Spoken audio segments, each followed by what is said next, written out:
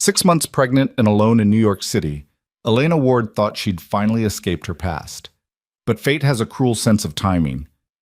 On a rain-soaked evening, trapped in a crosswalk as black SUVs halt traffic, she comes face to face with the one man she'd sworn never to see again, Victor Leone, the mafia boss she divorced to save herself. When the wind tears open her coat, revealing her swollen belly, time stops. His eyes darken with recognition, possession, and something far more dangerous: claim. The truth she'd hidden is now bleeding into the open, and there's nowhere left to run. Before we begin Elena's impossible story of love, betrayal, and the twins that will change everything, hit that like button and drop a comment telling me what city you're watching from. I want to see how far this story travels. Now, let's dive in. The rain came down in sheets that October evening, turning the streets of Manhattan into rivers of reflected neon and desperation. Elena Ward stood at the crosswalk on Fifth Avenue, her hand pressed protectively over her stomach, feeling the double kicks that had become her only comfort in the last 6 months.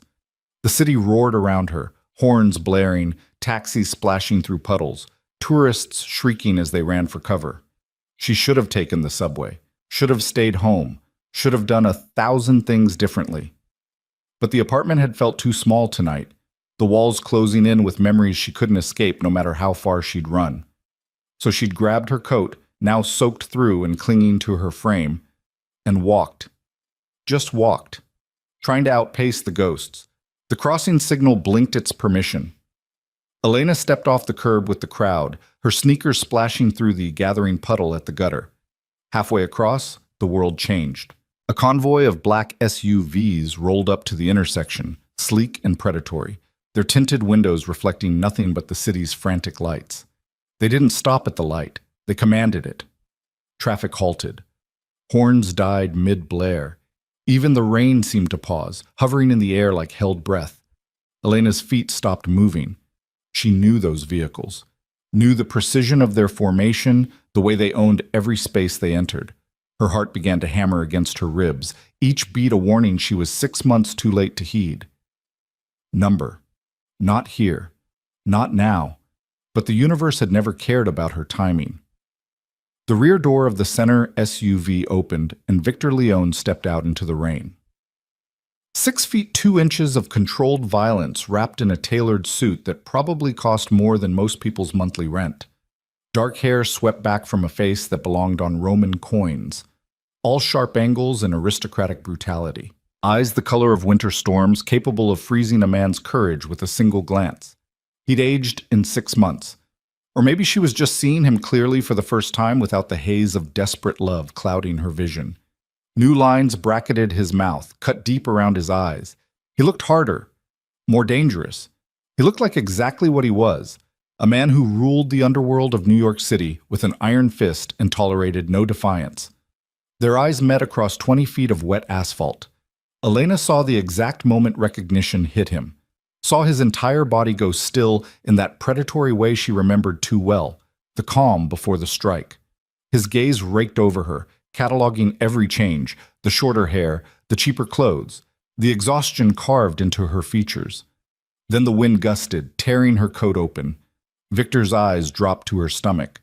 Time fractured. Elena watched his face transform, confusion flickering across those austere features, followed by something raw and terrifying. His lips parted. His hands, always so controlled, clenched into fists at his sides. She'd seen Victor Leone angry before. She'd seen him cold, calculating, merciless. But she'd never seen him shocked into absolute stillness, like a man who'd just taken a bullet and hadn't yet realized he was bleeding. Elena. Her name carried across the intersection, cutting through the rain and traffic like a blade. She ran. Not toward the opposite curb, that route was blocked by the SUVs and the growing crowd of confused pedestrians. She spun and ran back the way she'd come, her heart in her throat, her hands cradling her belly as if she could protect her babies from the truth that had just detonated between them. Behind her, she heard Victor's voice, sharp with command. "Don't let her leave this block." Elena's sneakers slapped against wet concrete as she sprinted down Fifth Avenue, weaving between startled pedestrians. Her breath came in ragged gasps. The twins kicked frantically, responding to her panic. 6 months pregnant, and she was running like her life depended on it. Maybe it did. She ducked into a Duane Reade, her eyes wild as she scanned for another exit. A security guard looked up from his phone, frowning at her dripping, frantic appearance.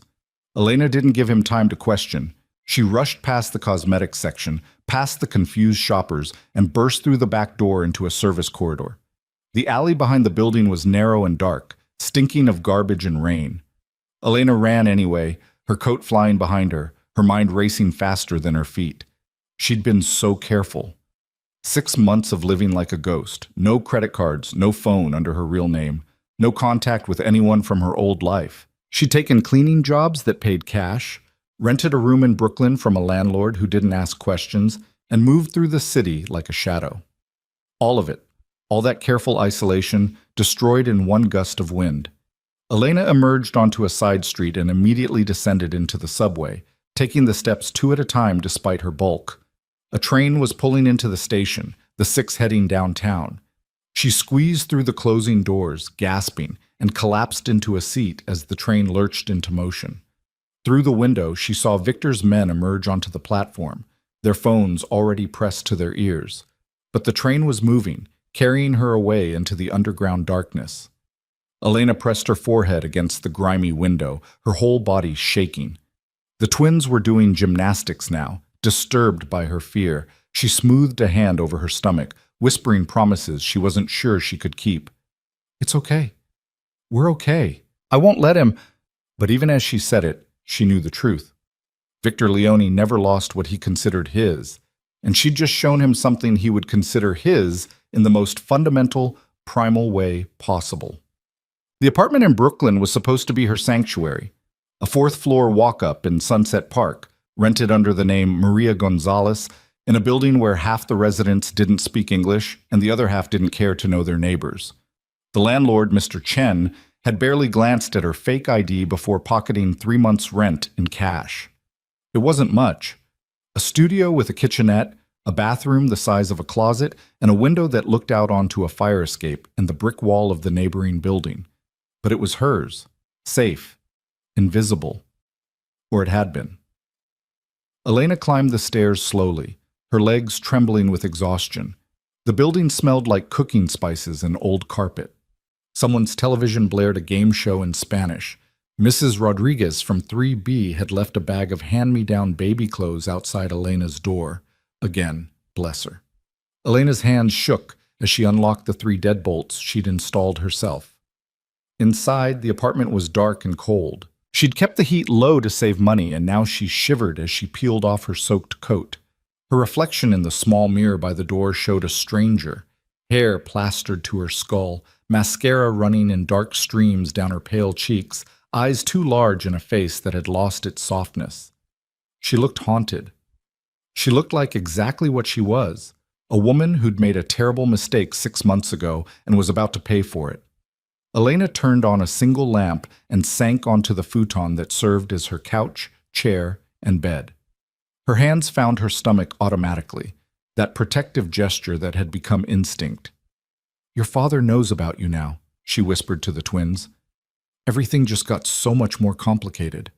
The babies shifted in response, and Elena felt tears burning behind her eyes.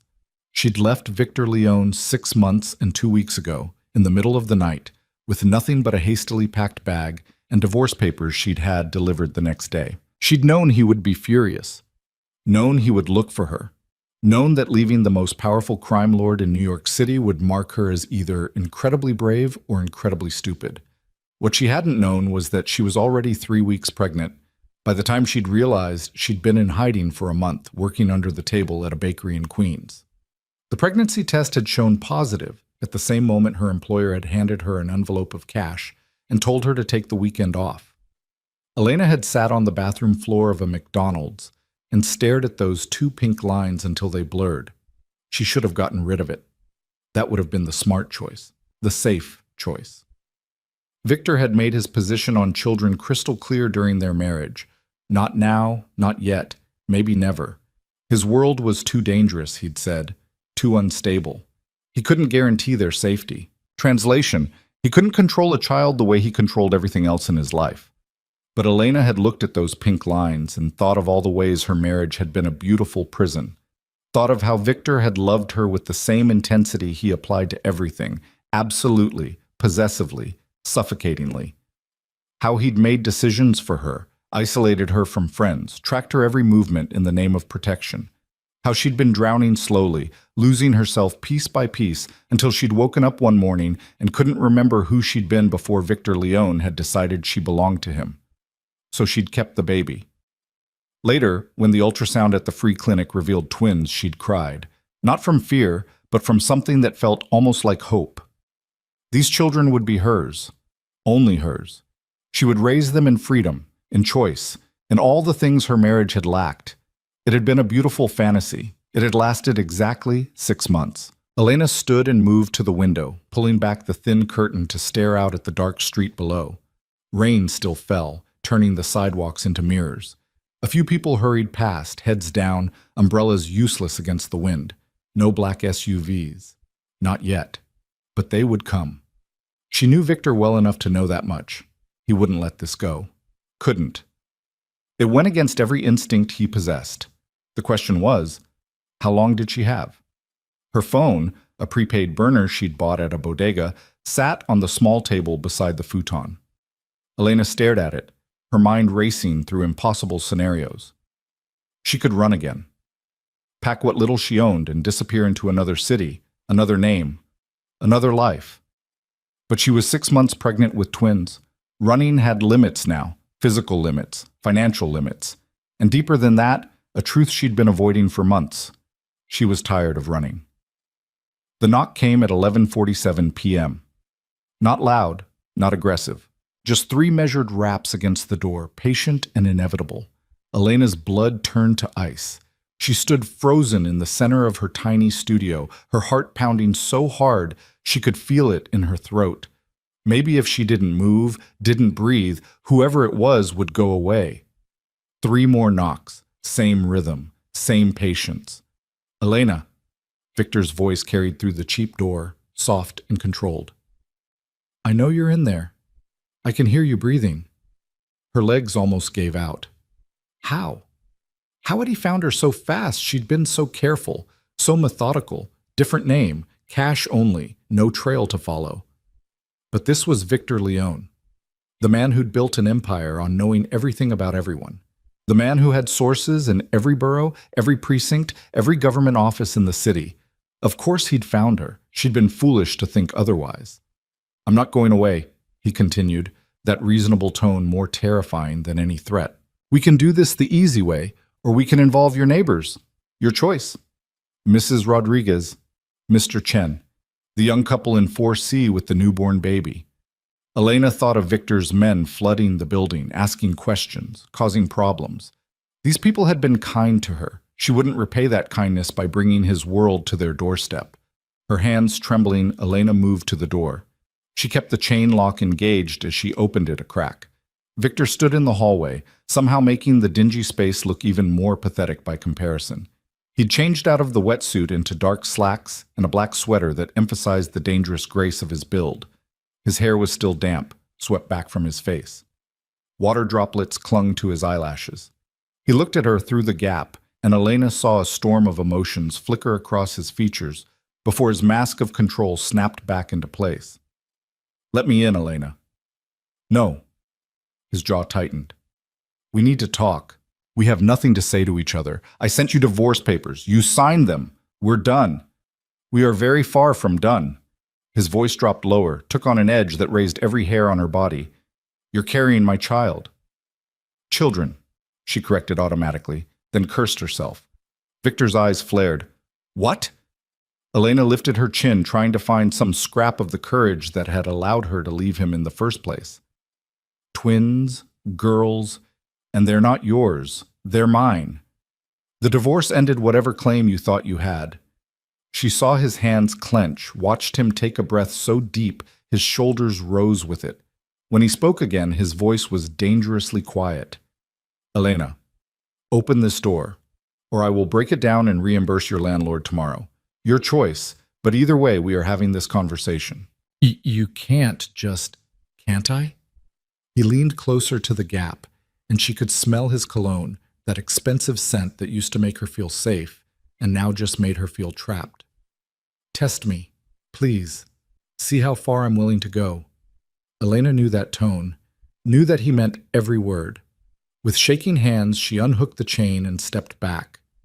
Victor entered her apartment like a king surveying conquered territory, taking in every detail with sharp, assessing eyes. The cramped space, the second-hand furniture, the tiny kitchenette with its ancient appliances. His gaze lingered on the pile of baby clothes Mrs. Rodriguez had left, the single crib she'd assembled in the corner, the stack of parenting books from the library. Evidence of a life she'd built without him. A future she'd planned that had no space for Victor Leone. He turned to face her, and the look in his eyes made her take an involuntary step backward. "This is where you've been living?" His voice was too calm, too controlled. "This is where you thought you could hide from me." "I wasn't hiding. I was leaving. There's a difference." "No, Elena, there really isn't." He moved closer, and she hated how her body wanted to respond to his proximity, how 6 months hadn't erased the muscle memory of belonging to him. "You ran away in the middle of the night like a thief, left divorce papers and no explanation, disappeared so completely my best investigators took 4 months to find a trace of you. And yet here you are, because you can't let anything go, can you? Can't let anyone choose to leave." His eyes flashed. "You didn't choose. You ran. Because staying was killing me." The words tore out of her, 6 months of buried resentment erupting. "Do you have any idea what it was like being married to you, being your wife?" "Enlighten me." He crossed his arms, that dangerous stillness settling over him. "It was suffocating. It was being followed everywhere by your security, having every decision made for me, being isolated from my friends because you decided they weren't safe, being treated like a possession you needed to protect instead of a partner you needed to trust." Elena's voice cracked, but she pushed forward. "I loved you. God help me.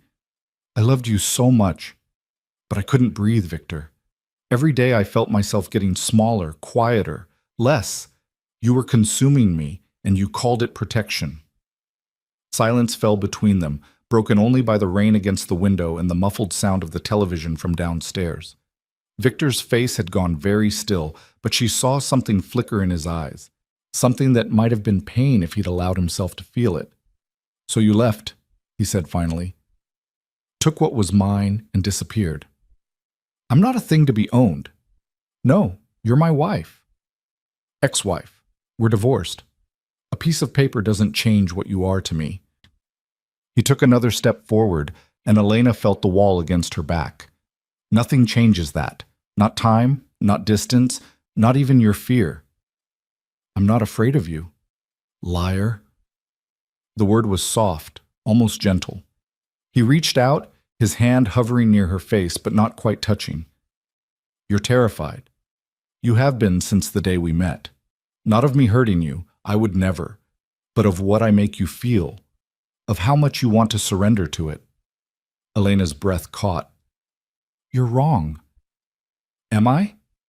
His hand finally made contact, fingers tracing the line of her jaw with devastating gentleness.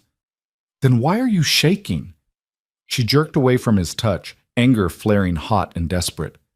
"Because you don't play fair. You never have. You use my feelings against me, turn love into leverage. That's not protection, Victor. That's manipulation." His hand dropped.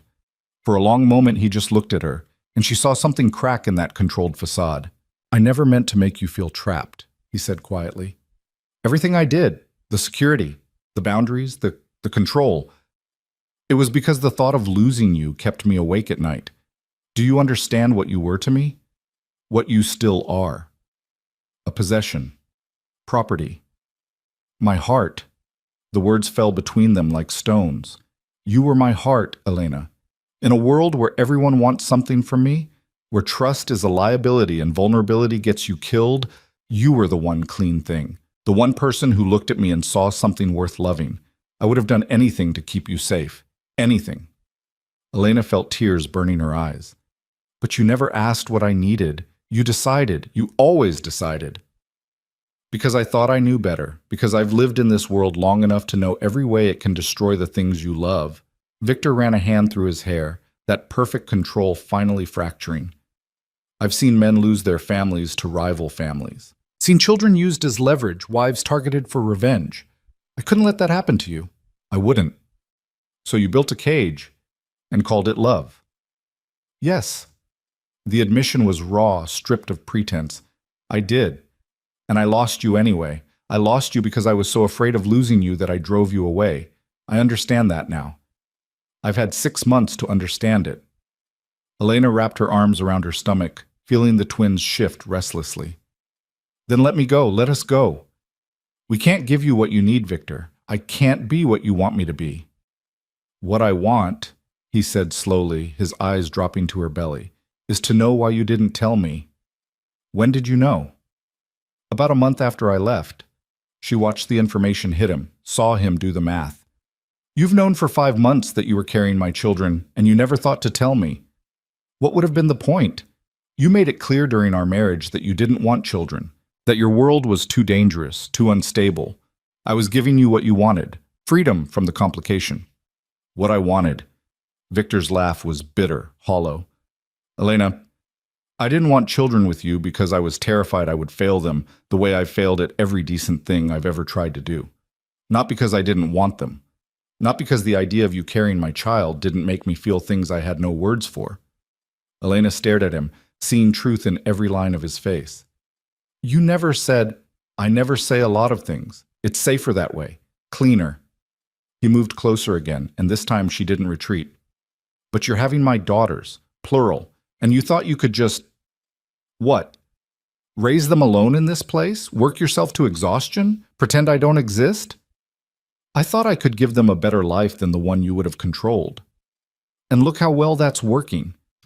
His gesture encompassed the shabby apartment, her exhausted face, the reality of her situation.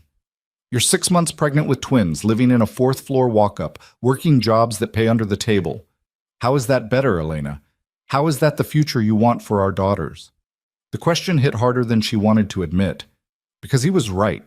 She'd been surviving, not thriving, barely making rent, eating poorly because fresh food was expensive, lying awake at night wondering how she would handle 2 newborns in a studio apartment with no family, no support, no safety net.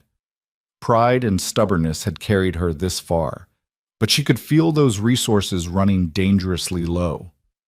I would have figured it out, she said, but the words lacked conviction. I know you would have. You're strong enough to do impossible things, leaving me prove that. Victor's voice softened, took on a tone she remembered from their best moments. But you don't have to do this alone. You shouldn't have to. What are you suggesting? Come home. Let me take care of you and our daughters. Let me give you the medical care you need, the security, the resources. You can hate me if you want. You can sleep in a separate wing of the house. But don't deprive our children of everything I can provide out of spite. Elena's chest tightened. That's not fair. Nothing about this is fair, but it's the reality we're facing. He reached out again, and this time his hand settled on her stomach. The twins immediately kicked against his palm, as if they recognized their father's touch. Victor's breath caught. They're real. They're really real. Of course they're real. I know. He looked up at her, and Elena saw something she'd never seen in Victor Leone's eyes before. Uncertainty. Vulnerability. Fear. I never let myself imagine this. Never let myself want it because I knew I would fail at it. And now it's happening whether I'm ready or not. Despite everything, Elena felt something soften in her chest. I'm terrified too. I have no idea what I'm doing. Then maybe we could be terrified together, learn together. His hand spread wider across her belly, protective and possessive in equal measure. I'm not asking you to forgive me. I'm not even asking you to trust me. I know I destroyed that. But let me be their father. Let me try. Elena closed her eyes, feeling the weight of impossible choices. 6 months ago, she'd left because staying was destroying her. Now he was asking her to return, to walk back into that beautiful prison for the sake of the children he'd never wanted. Except he had wanted them. He'd just been too afraid to admit it. Just like she was too afraid to admit that part of her had never stopped loving him, had never stopped missing the way he made her feel when he wasn't trying to control every breath she took. I can't go back to the way things were, she said finally, opening her eyes to meet his. I won't. If I do this, if I even consider it, things have to be different.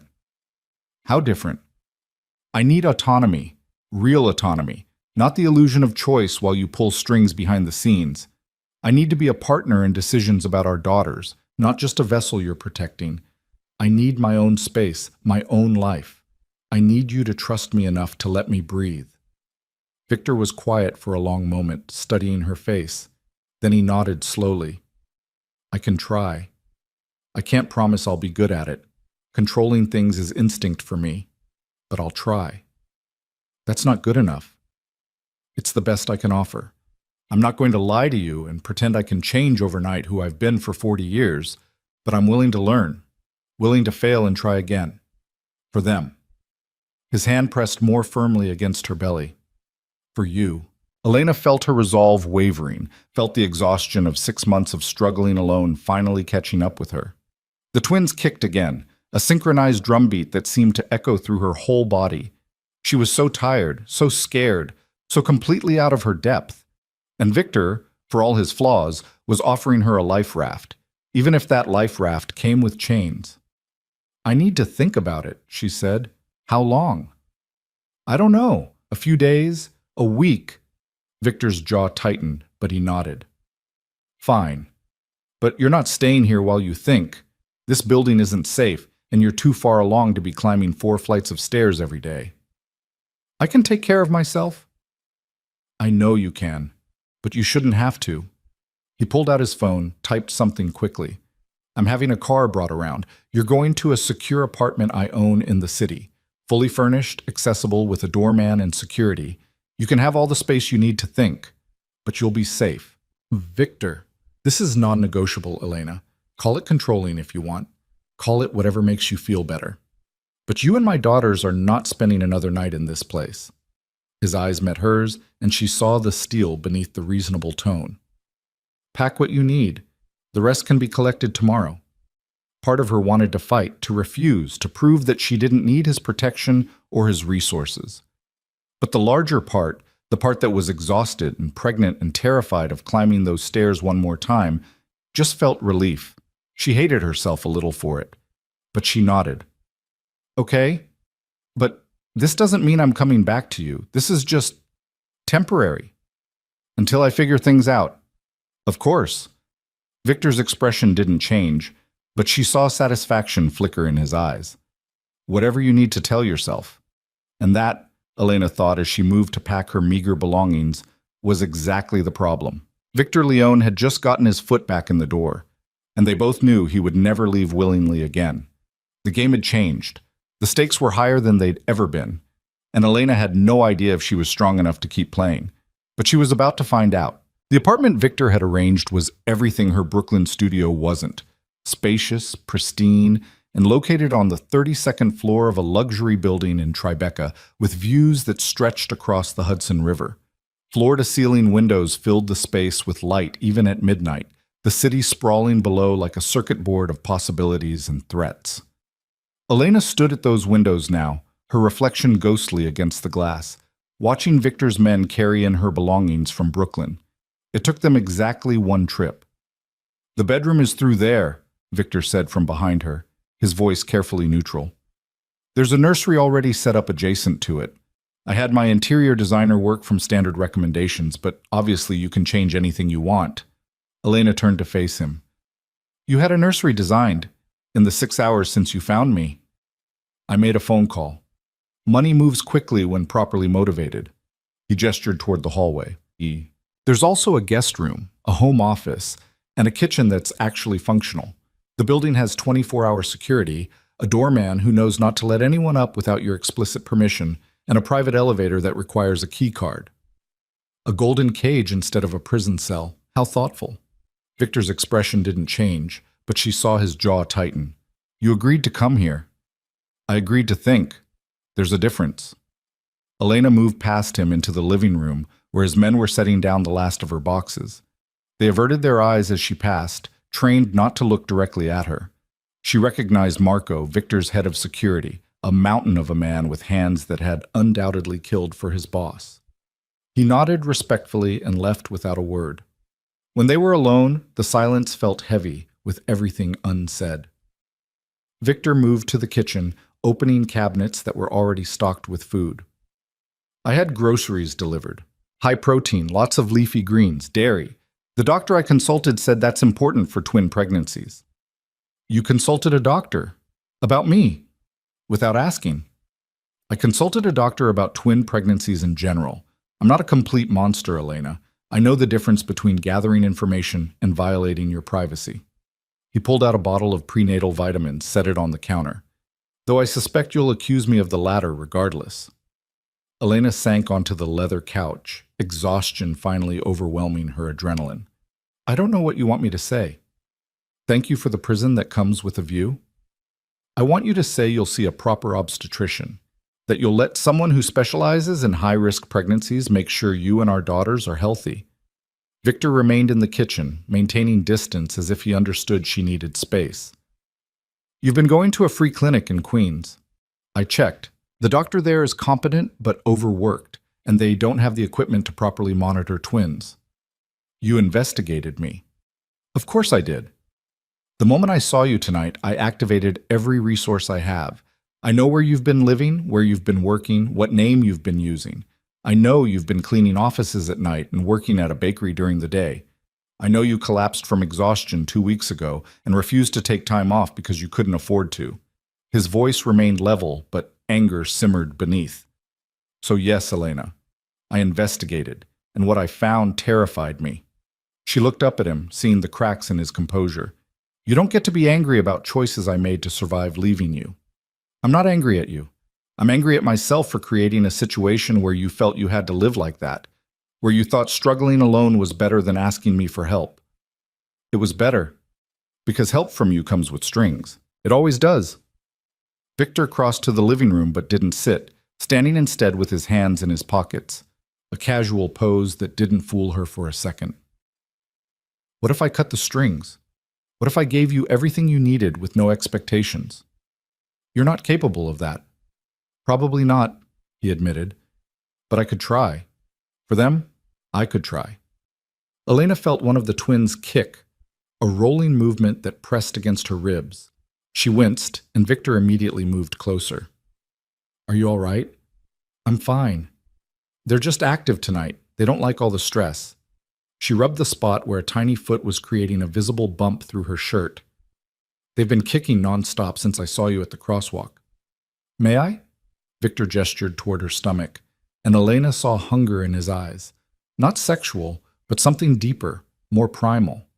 The need to connect with children he'd only learned about hours ago. She should say no, should maintain boundaries, keep him at arm's length, while she figured out what to do. But the twins were his too, whether she liked it or not. And some small, traitorous part of her wanted him to feel what she'd been feeling for months, the reality of these lives they'd created together. Okay, she said quietly. Victor knelt in front of the couch, his hands hovering uncertainly before settling gently on either side of her belly. The twins responded immediately, as if they recognized him on some instinctive level. A series of kicks and rolls rippled across Elena's stomach, and she watched Victor's face transform. Wonder.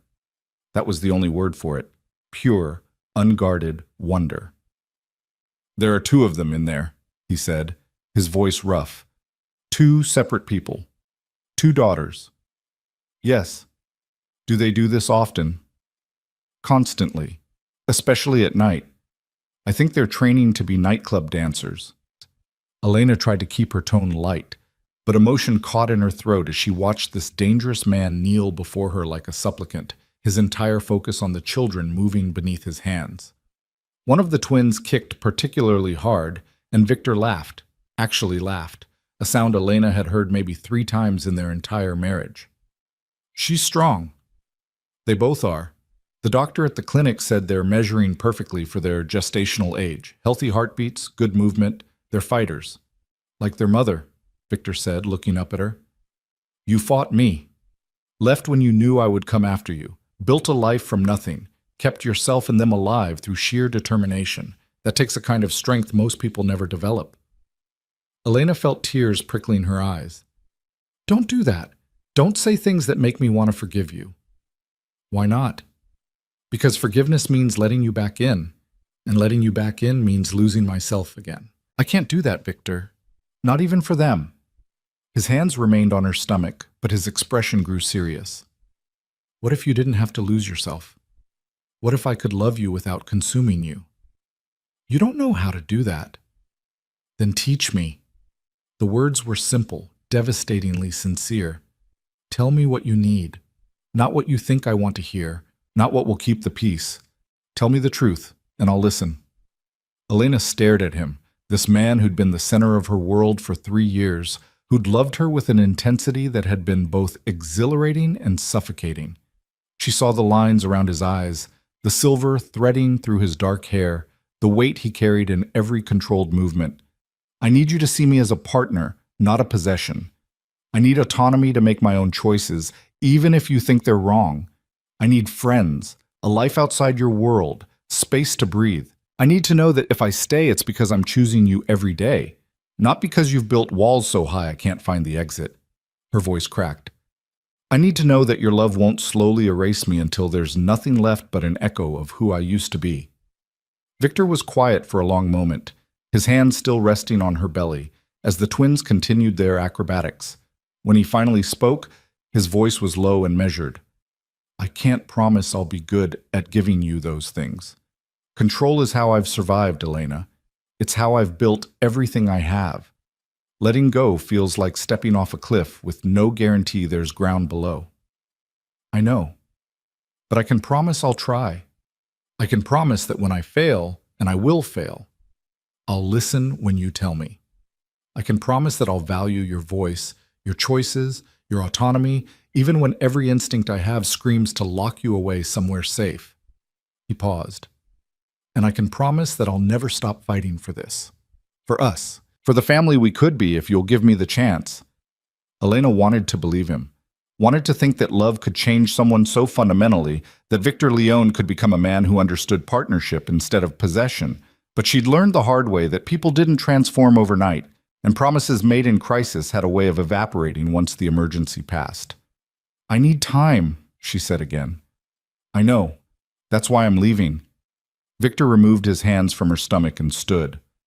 This apartment is yours.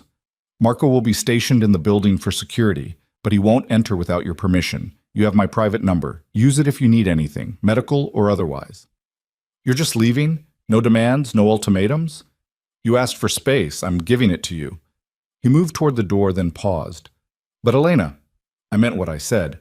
You and our daughters are my priority now. Everything else, the business, the territory, all of it, comes second. So take your time. Figure out what you need. But understand that I'm not going anywhere. I'm going to be a father to those girls, whether you let me back into your life or not. The door closed behind him with a soft click, leaving Elena alone in her beautiful new cage. She sat for a long time, watching the city lights blur through her tears, feeling her daughters move restlessly inside her. Finally, she dragged herself to the bedroom Victor had mentioned. The nursery took her breath away. It wasn't pink or frilly or covered in butterflies. Instead, Victor's designer had created something sophisticated and warm. Cream walls with forest green accents, 2 cribs made of rich walnut wood, a rocking chair positioned between them upholstered in soft gray velvet. Educational mobiles hung above each crib, black and white patterns designed to stimulate infant vision. A changing table, a dresser already stocked with tiny clothes in neutral colors, shelves of board books and soft toys. It was perfect. It was everything she would have chosen herself if money had been no object. And it terrified her because it showed how well Victor still knew her, how easily he could anticipate her wants and make them reality. Elena sank into the rocking chair, her hand finding her belly again. Your father is a complicated man, she whispered to the twins. And I don't know if I'm strong enough to love him without losing myself. I don't know if people like us can have happy endings. The babies kicked in response, their movements synchronizing in a way that made Elena smile despite her tears. She must have fallen asleep there, because when she woke, dawn was painting the sky pink and gold, and her neck ached from the awkward angle. Elena hauled herself up and wandered to the kitchen, where she found a note on the counter in Victor's precise handwriting. Dr. Sarah Chen, Metropolitan Hospital. High-risk pregnancy specialist. I've made you an appointment for 10 a.m. tomorrow. She's expecting you, but there's no obligation. The choice is yours. Elena crumpled the note in her fist, then smoothed it out again. The choice is yours. Such simple words. Words Victor had never said to her during their marriage. Maybe he could change. Maybe this crisis had cracked something open in him, made space for growth. Or maybe this was just another form of control, so subtle she wouldn't recognize the cage until it had already closed around her. She was still holding the note when her phone rang. The burner she'd been using, the number only 3 people knew. Elena checked the screen and felt her blood run cold. Unknown number. But the area code was one she recognized from her old life, from the world she'd tried to leave behind. She answered against her better judgment. Elena Ward. The voice was male, cultured, with an accent she couldn't quite place. Or should I say Elena Leone? I understand congratulations are in order. Who is this? A friend of your husband's. Well, ex-husband, though perhaps that status is about to change? The man chuckled, a sound like breaking glass. I'm calling to deliver a message. Victor has something that belongs to me.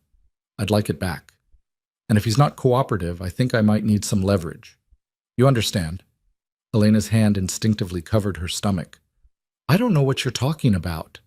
Of course you don't. You're just an innocent party in all this. A woman who ran away from her controlling husband only to get pulled back in by biology. It's almost Shakespearean. The voice hardened.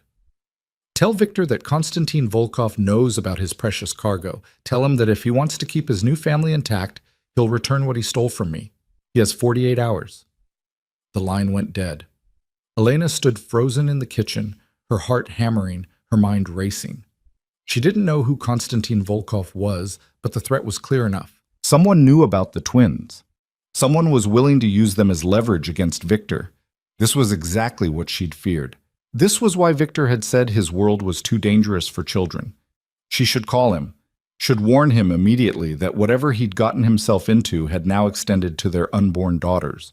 But calling him meant acknowledging that she needed him, meant pulling him back into her orbit when she'd been trying so hard to maintain distance. Elena looked down at her belly, at the visible outline of tiny feet pressing against her skin. Then she picked up her phone and dialed Victor's number. He answered on the first ring. Elena, what's wrong? Someone just called me. A man named Konstantin Volkov. He said you have something that belongs to him, and he's threatening the twins if you don't return it. The silence on the other end was absolute. Victor? Stay where you are. Don't open the door for anyone except Marco. I'm on my way. His voice had gone cold, lethal. And Elena? This changes everything. Whatever time you needed to think, we don't have it anymore. Not if Volkov is making moves. What does he want? What did you take from him? Nothing he deserved to keep, but that's not a conversation for the phone. She heard him moving, barking orders to someone in the background. 20 minutes. I'll explain everything. Just stay safe. He hung up before she could respond. Elena sank onto the couch, her whole body trembling. 24 hours ago, her biggest problem had been making rent. Now she was caught in the crosshairs of what sounded like a mafia war, carrying the children of a man who'd just been threatened by someone dangerous enough to make Victor Leone sound worried. She'd been right to run 6 months ago, right to think his world would eventually destroy her. But she'd been wrong to think she could escape it, because now his world was coming for her daughters, and there was nowhere left to hide. When Victor arrived 17 minutes later, he wasn't alone. Marco preceded him into the apartment along with 2 other men Elena didn't recognize. They spread out immediately, checking the windows, the locks, positions that would allow them to monitor all entry points. Victor looked different. The careful control from last night had been replaced by something harder, more dangerous. This was the man who ruled the New York underworld, not the one who'd knelt before her and marveled at his daughter's kicking. Tell me exactly what he said. Word for word. Elena repeated the conversation as precisely as she could remember. Victor's expression grew darker with each sentence. 48 hours, he said when she finished. He's giving me 48 hours to return the shipment I intercepted 3 weeks ago. What shipment? Weapons. High-grade military equipment being smuggled through the port for sale to terrorist organizations. I got a tip about the operation and decided the world would be better off without Volkov having that kind of firepower. Victor paced the length of the living room, that predatory grace on full display. I had my people seize the shipment and turn it over to federal authorities anonymously. Volkov lost $15 million and his reputation took a hit. I assumed he'd retaliate eventually, but I didn't think he'd move this fast. And you didn't think to mention this when you were convincing me to stay in your secure apartment? I didn't know he'd connected you to me yet. I've had people watching for any sign of surveillance, any indication he'd discovered our situation. Victor stopped pacing, faced her directly. I was protecting you by keeping you at a distance, by letting you stay anonymous. The moment I brought you back into my life, I painted a target on you. So this is my fault? For letting you find me? No. This is my fault for underestimating how thoroughly Volkov would investigate me once I cost him that much money. Victor's hands clenched into fists, and it's my fault for not destroying him completely when I had the chance. I showed mercy, I let him live, and now he's threatening my family. The word hung in the air between them. Family. Not just children, not just Elena. Family. What are you going to do? Elena asked quietly. End this. Permanently. The look in Victor's eyes sent ice down her spine. Volkov thinks he can use you and our daughters as leverage. He thinks I'll fold, return something I don't even have anymore, negotiate from a position of weakness. He's wrong. Victor, you can't just... Can't what? Protect my family? Eliminate a threat that's targeting my pregnant ex-wife? He moved closer, and Elena saw something feral beneath his controlled exterior. You wanted to know who I really am, Elena?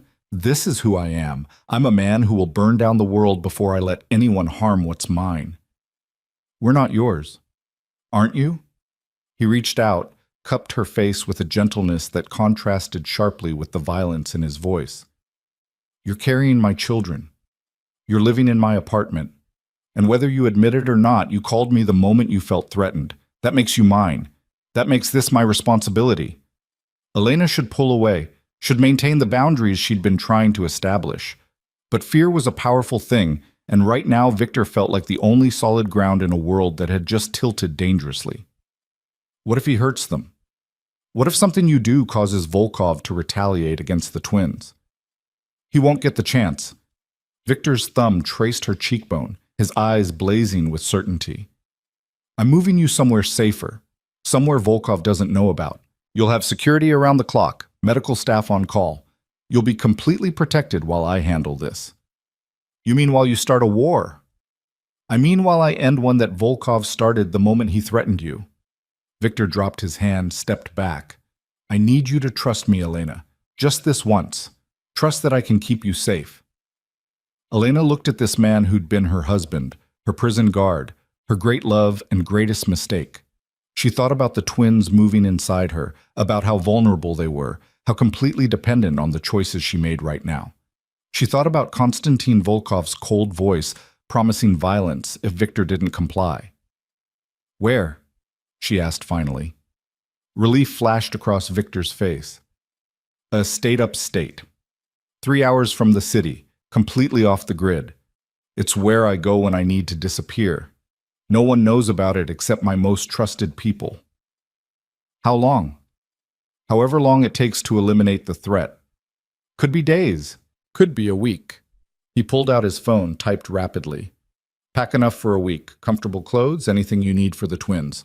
Marco will help you, and we'll leave within the hour. What about the doctor's appointment, the one you scheduled? Dr. Chen can meet us at the estate. I'll have her come to you. Victor was already moving, coordinating with his men, transforming from the man who touched her with wonder to the crime lord who commanded absolute obedience. Elena watched him work, watched the machine of his power activate with terrifying efficiency, and understood something she'd been trying to deny. She'd never really escaped Victor Leone. And now, with their daughters' lives hanging in the balance, she wasn't sure she wanted to. The choice had been taken from her the moment she'd stepped into that crosswalk. All that remained was deciding whether to fight the inevitable or surrender to it. And as Victor's hand found hers, guiding her toward the bedroom to pack, Elena realized the surrender had already begun. She was just too tired to fight it anymore. The estate materialized from the darkness like something out of a Gothic novel, all stone and shadows against the backdrop of dense forest. Elena pressed her face to the SUV window, watching as iron gates swung open automatically, allowing their convoy to wind up a long drive flanked by ancient oaks. Security lights flickered on as they passed, illuminating manicured grounds that stretched into darkness on all sides. "How long have you owned this place?" she asked, breaking the silence that had held since they'd left the city 3 hours ago. 12 years. I bought it the year before I met you." Victor sat beside her in the back seat, his hand resting protectively on her thigh, a gesture he'd maintained for the entire drive, as if touching her could ward off the threats gathering in the shadows. It belonged to a steel magnate in the 20s. He built it as a fortress for his mistress, somewhere his wife would never find them. How romantic, a house built on deception, or on the need for sanctuary, depends on your perspective. Victor's thumb traced idle circles against her leg, a habit from their marriage that her body remembered even if her mind resisted. The previous owner appreciated privacy. So do I. The SUV pulled up to a massive front entrance where warm light spilled from tall windows. Marco and his team had arrived ahead of them, and Elena could see armed men positioned at strategic points around the property. This wasn't a home, it was a compound. Victor helped her out of the vehicle with careful hands, as if she might shatter. The night air smelled of pine and approaching winter, crisp and clean compared to the city's perpetual haze. Elena pulled her coat tighter around her belly, feeling the twins shift in protest at the cold. "Inside," Victor murmured, guiding her up the stone steps. "Dr. Chen is waiting for you." The interior was breathtaking, soaring ceilings with exposed beams, a grand staircase that curved upward into darkness, furniture that managed to be both antique and comfortable. But what caught Elena's attention was the woman standing in the foyer, medical bag in hand, her expression warm and professional. Dr. Sarah Chen was younger than Elena expected, maybe 40, with kind eyes behind wire-rimmed glasses and the calm demeanor of someone who'd delivered enough babies to find nothing surprising anymore. "Mrs. Leone," she said, extending her hand. "I'm glad we finally meet. Victor has told me so much about you and the twins." "It's just Elena. We're divorced." "Of course, my apologies." Dr. Chen's smile didn't waver. "I understand you've been through quite an ordeal today. Why don't we get you checked out, make sure all that stress hasn't affected the babies?" Elena glanced at Victor, who nodded encouragingly. "I'll have Marco show you to your room." "Doctor, Chen can examine you there. Make sure you're comfortable." The room turned out to be a suite on the second floor, overlooking the grounds.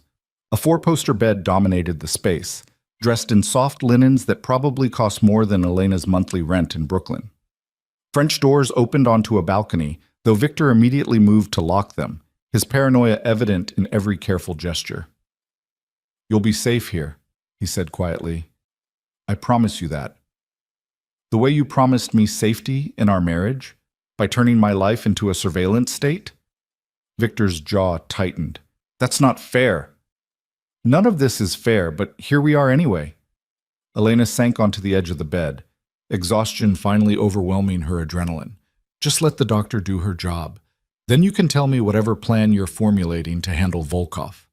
He looked like he wanted to argue, but Dr. Chen intervened smoothly. "Why don't you give us some privacy, Victor? I need to conduct a thorough examination, and Elena will be more relaxed without an audience." For a moment, Elena thought he might refuse. The old Victor would have insisted on staying, on controlling every aspect of the situation. But something in his expression shifted, and he nodded. "I'll be right outside if you need me." The door closed behind him, and Elena felt some of the tension drain from her shoulders. Dr. Chen set down her bag and pulled out a portable ultrasound machine. "He's intense, isn't he?" "That's one word for it." "But he cares. I've worked with a lot of expectant fathers over the years, and I can tell you, the ones who arrange for specialists to make house calls at midnight genuinely care." The doctor washed her hands in the attached bathroom, then returned with a warm, professional smile. "Now, let's see how these little ones are doing. When was your last ultrasound?" 3 weeks ago, at the clinic in Queens." "And everything looked normal?" "They said so. Both babies measuring on track, heartbeats strong. Elena lay back as instructed, lifting her shirt to expose her rounded belly. But I've been under a lot of stress since then. Stress happens. The human body is remarkably resilient, especially when it's protecting new life. Dr. Chen spread warm gel across Elena's stomach, and the familiar pressure of the ultrasound wand followed. Let's take a look. The screen flickered to life, showing the now familiar landscape of Elena's womb. Two distinct forms curled together, sharing space with remarkable efficiency. The sound of dual heartbeats filled the room, strong and steady. Elena felt tears prick her eyes.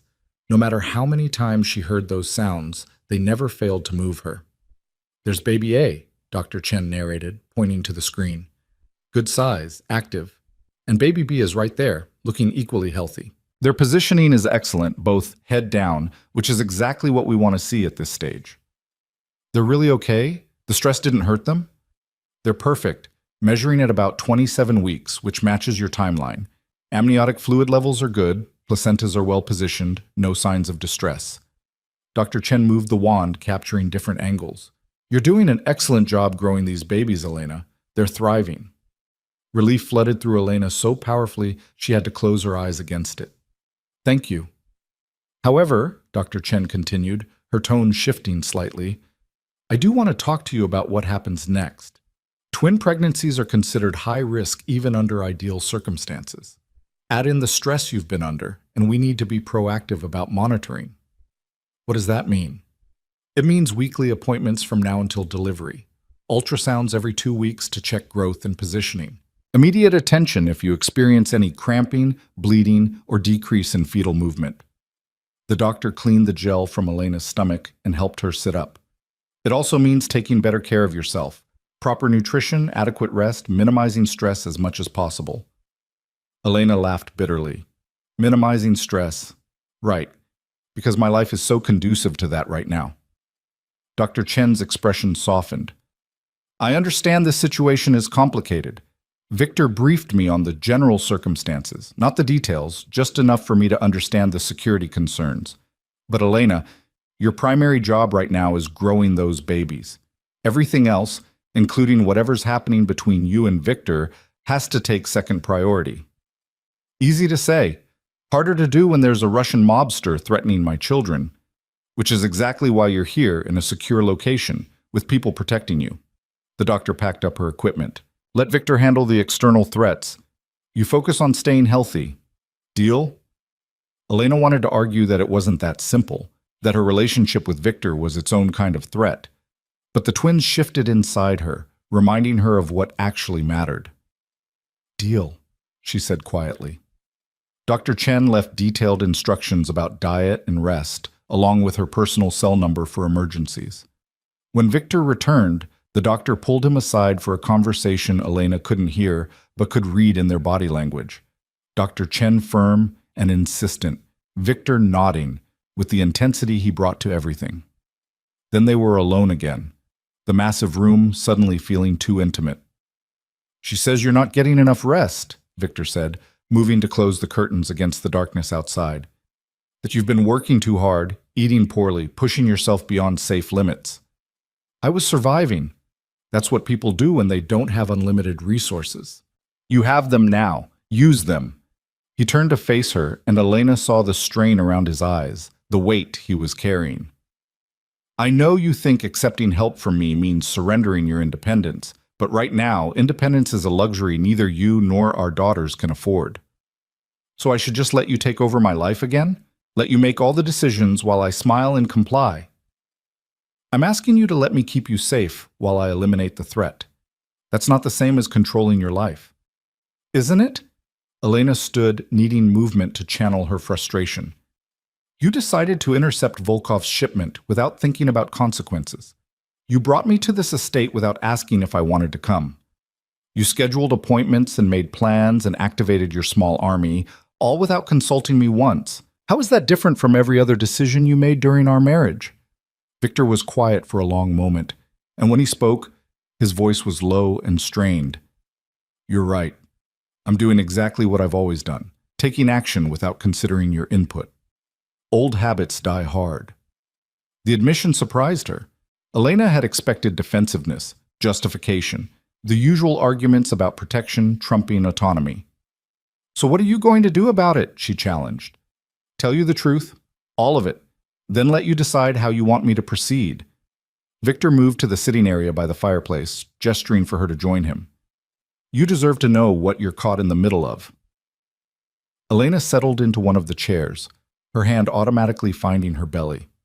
"I'm listening." Victor paced as he talked, that restless energy that had always marked him when he was strategizing. Konstantin Volkov runs weapons through New York to clients around the world, militias, cartels, terrorist organizations. He's not loyal to any cause except profit, which makes him particularly dangerous. 3 weeks ago, I received information that he was moving a shipment of military-grade equipment through the port. Assault rifles, explosives, anti-aircraft weapons. Enough firepower to arm a small revolution. And you stopped it. I intercepted it, had my people seize the shipment and deliver it to federal authorities through a cutout who couldn't be traced back to me. Volkov lost the merchandise and the money his buyers had already paid him. It damaged his reputation, made him look weak to his competitors. "Why?" Elena asked. "Why risk going after someone that dangerous when it wasn't your business?" Victor stopped pacing, met her eyes. "Because some of those weapons were headed to a group planning an attack on a school, an elementary school in Connecticut. I saw the intelligence, saw the plans they'd made, and I couldn't just let it happen." Elena's breath caught. "Children." "Yes. So I made the choice to stop it, consequences be damned. I knew Volkov would retaliate eventually, but I thought I had time to prepare. I thought I could protect my assets and my people before he made his move." Victor's hands clenched. "I didn't know about you yet. Didn't know you were pregnant and vulnerable and exactly the kind of leverage someone like Volkov dreams of finding." The pieces clicked into place. Why Victor had been so insistent on security, why he'd moved her immediately, why fear had flashed in his eyes when she'd mentioned Volkov's call. "He'll kill us if you don't give him what he wants," Elena said quietly. "The twins and me. We're collateral damage in your war." "No, you're the reason I'm going to end this war permanently." Victor knelt in front of her chair, his hands covering hers where they rested on her stomach. "Volkov made a fatal mistake when he threatened you. He showed me exactly how far he's willing to go, which means I know exactly how far I need to go to stop him." "What are you planning?" "I'm meeting with him tomorrow night. Neutral ground, negotiated terms. He thinks I'm going to try to bargain, offer him money to compensate for the shipment. He's wrong." Elena's heart began to pound. "Victor, you can't just walk into a meeting with a man who's threatening your family. It's obviously a trap." "Of course it's a trap, but it's also an opportunity. Volkov is arrogant. He thinks he holds all the cards because he knows about you and the twins. He won't expect me to turn the tables." Victor's expression was cold, calculating. "I've spent the last 3 hours coordinating with people who owe me favors. People in positions to make Volkov's life very difficult, very quickly. By the time I walk into that meeting, I'll have leverage he can't ignore.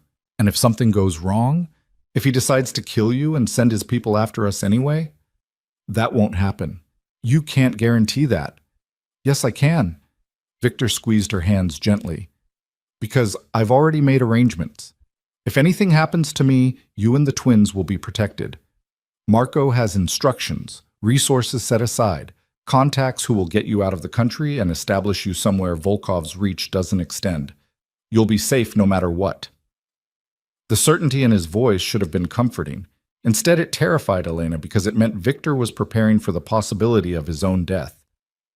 "I don't want your contingency plans," she said, her voice breaking.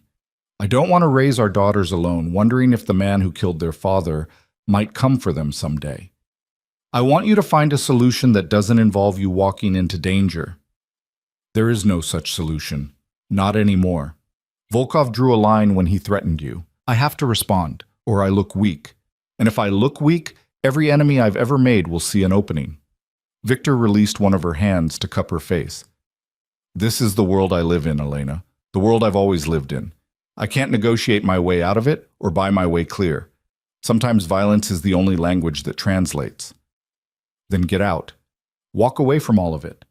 We could leave the country together, start over somewhere safe." "I'm not built for running. And even if I were, Volkov would find us eventually. Men like him don't forget.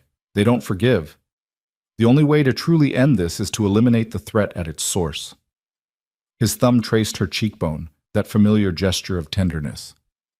I need you to trust me. Can you do that? Elena looked into his eyes and saw the truth there. He was going to do this regardless of what she said. This wasn't a request for permission. It was a warning, a chance to prepare herself for what was coming. I don't trust you not to get yourself killed, she said honestly.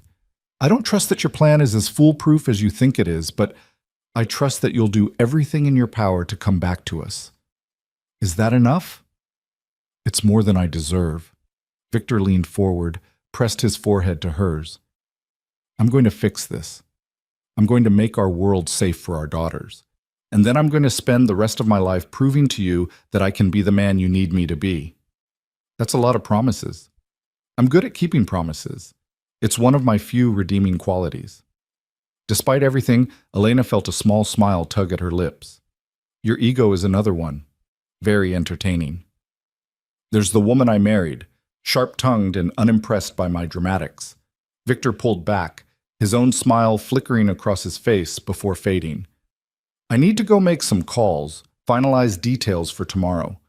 Will you be all right here? Do I have a choice? You always have a choice, Elena, even when it doesn't feel like it.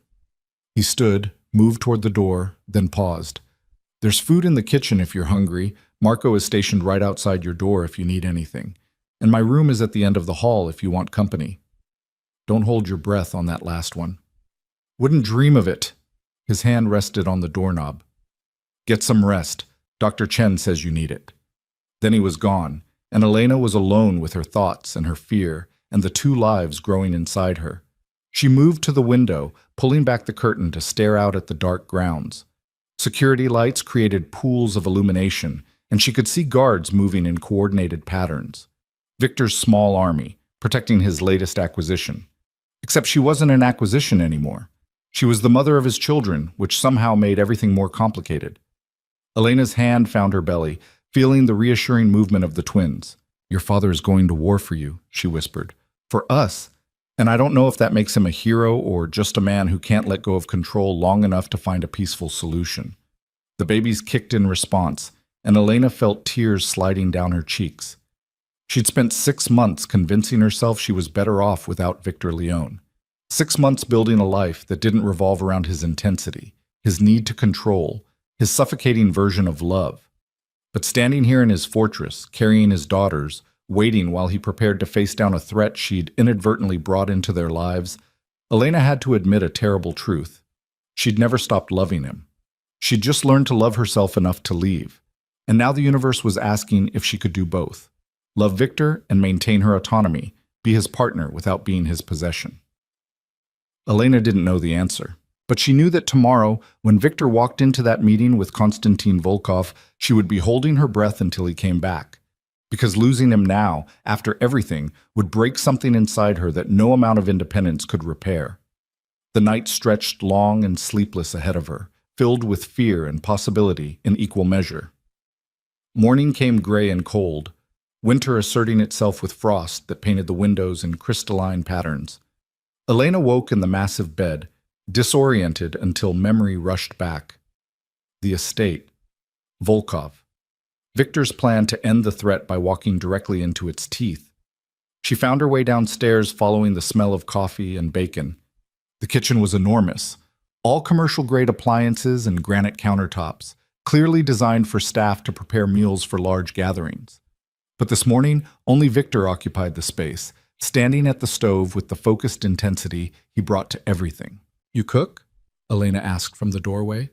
Victor looked up, something softening in his expression when he saw her. Occasionally, when I need to think with my hands. He gestured to the table, already set with fresh fruit, yogurt, and a glass of orange juice. Sit. Dr. Chen left specific instructions about your breakfast requirements. Elena settled into a chair, accepting the plate he brought her, scrambled eggs with cheese, whole grain toast, strips of bacon. You didn't have to do this. I wanted to. You're eating for 3, and one of those 3 is me worrying about whether you're taking care of yourself. Victor poured her juice, then coffee for himself. How did you sleep? Barely. You? Not at all. He sat across from her, and Elena saw the evidence in the shadows under his eyes, the tension in his shoulders. I've been coordinating final details for the meeting. It's set for 8 p.m. at a warehouse in Red Hook. Neutral ground. Both sides limited to 5 men each. That doesn't sound neutral. That sounds like a recipe for violence. Violence is inevitable at this point. The question is who controls it. Victor sipped his coffee, his gaze distant. I've arranged for federal agents to be in position around the perimeter. If Volkov makes any moves against me, they'll intervene. And I've ensured that certain information about his operations will reach law enforcement if anything happens to me. You're using yourself as bait. I'm using leverage. There's a difference. He set down his cup, focused on her fully. Elena, I need you to understand something. Men like Volkov respect power. They respond to strength. If I try to negotiate from a position of weakness, he'll see it as surrender and push harder. But if I walk in with enough leverage to destroy him, he'll listen. He'll back down. Or he'll decide you're too dangerous to leave alive and kill you anyway. That's why I'm bringing leverage he can't ignore. Insurance that makes me more valuable alive than dead. Elena pushed food around her plate, her appetite gone. What kind of insurance? The kind that involves federal warrants, frozen assets, and information that would send half his organization to prison. Victor's smile was cold. I told you I've been making calls. Turns out a lot of people in very official positions are happy to help when you provide them with evidence of weapons trafficking. You're going to turn him in to the authorities? I'm going to give him the choice. Leave New York, abandon his operations here, and live to rebuild somewhere else, or face federal prosecution that will end with him dying in a supermax prison. Most men choose survival when given the option. It was brilliant, Elena had to admit. Classic Victor, finding the pressure point that would force compliance without requiring him to get his hands dirty. But it was also dangerous because it assumed Volkov would respond rationally rather than emotionally. What if he's too proud to run? She asked quietly. What if he'd rather go down fighting than accept defeat? Then he dies, and his organization collapses, and the threat ends anyway. Victor reached across the table, covered her hand with his. I know you think I'm being reckless, but I've been playing this game for 20 years, Elena. I know how men like Volkov think. I know what motivates them, and I know that right now he believes threatening you gives him power over me. I'm going to show him exactly how wrong he is. Elena turned her hand over, lacing her fingers through his. Promise me something. Anything. Promise me you'll walk away if it goes wrong.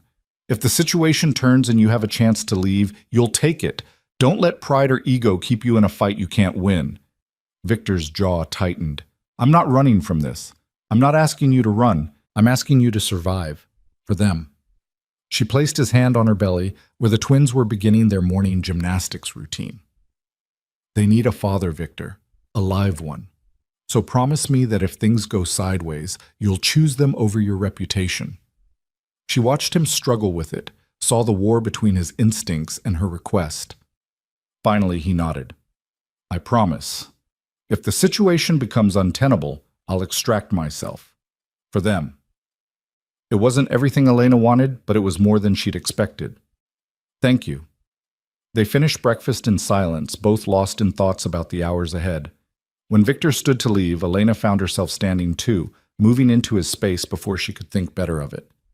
Come back to us, she said, her hands fisting in his shirt.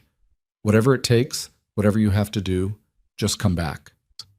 Victor's arms came around her, careful of her belly, and Elena felt the tremor that ran through him, fear or anticipation or some combination of both.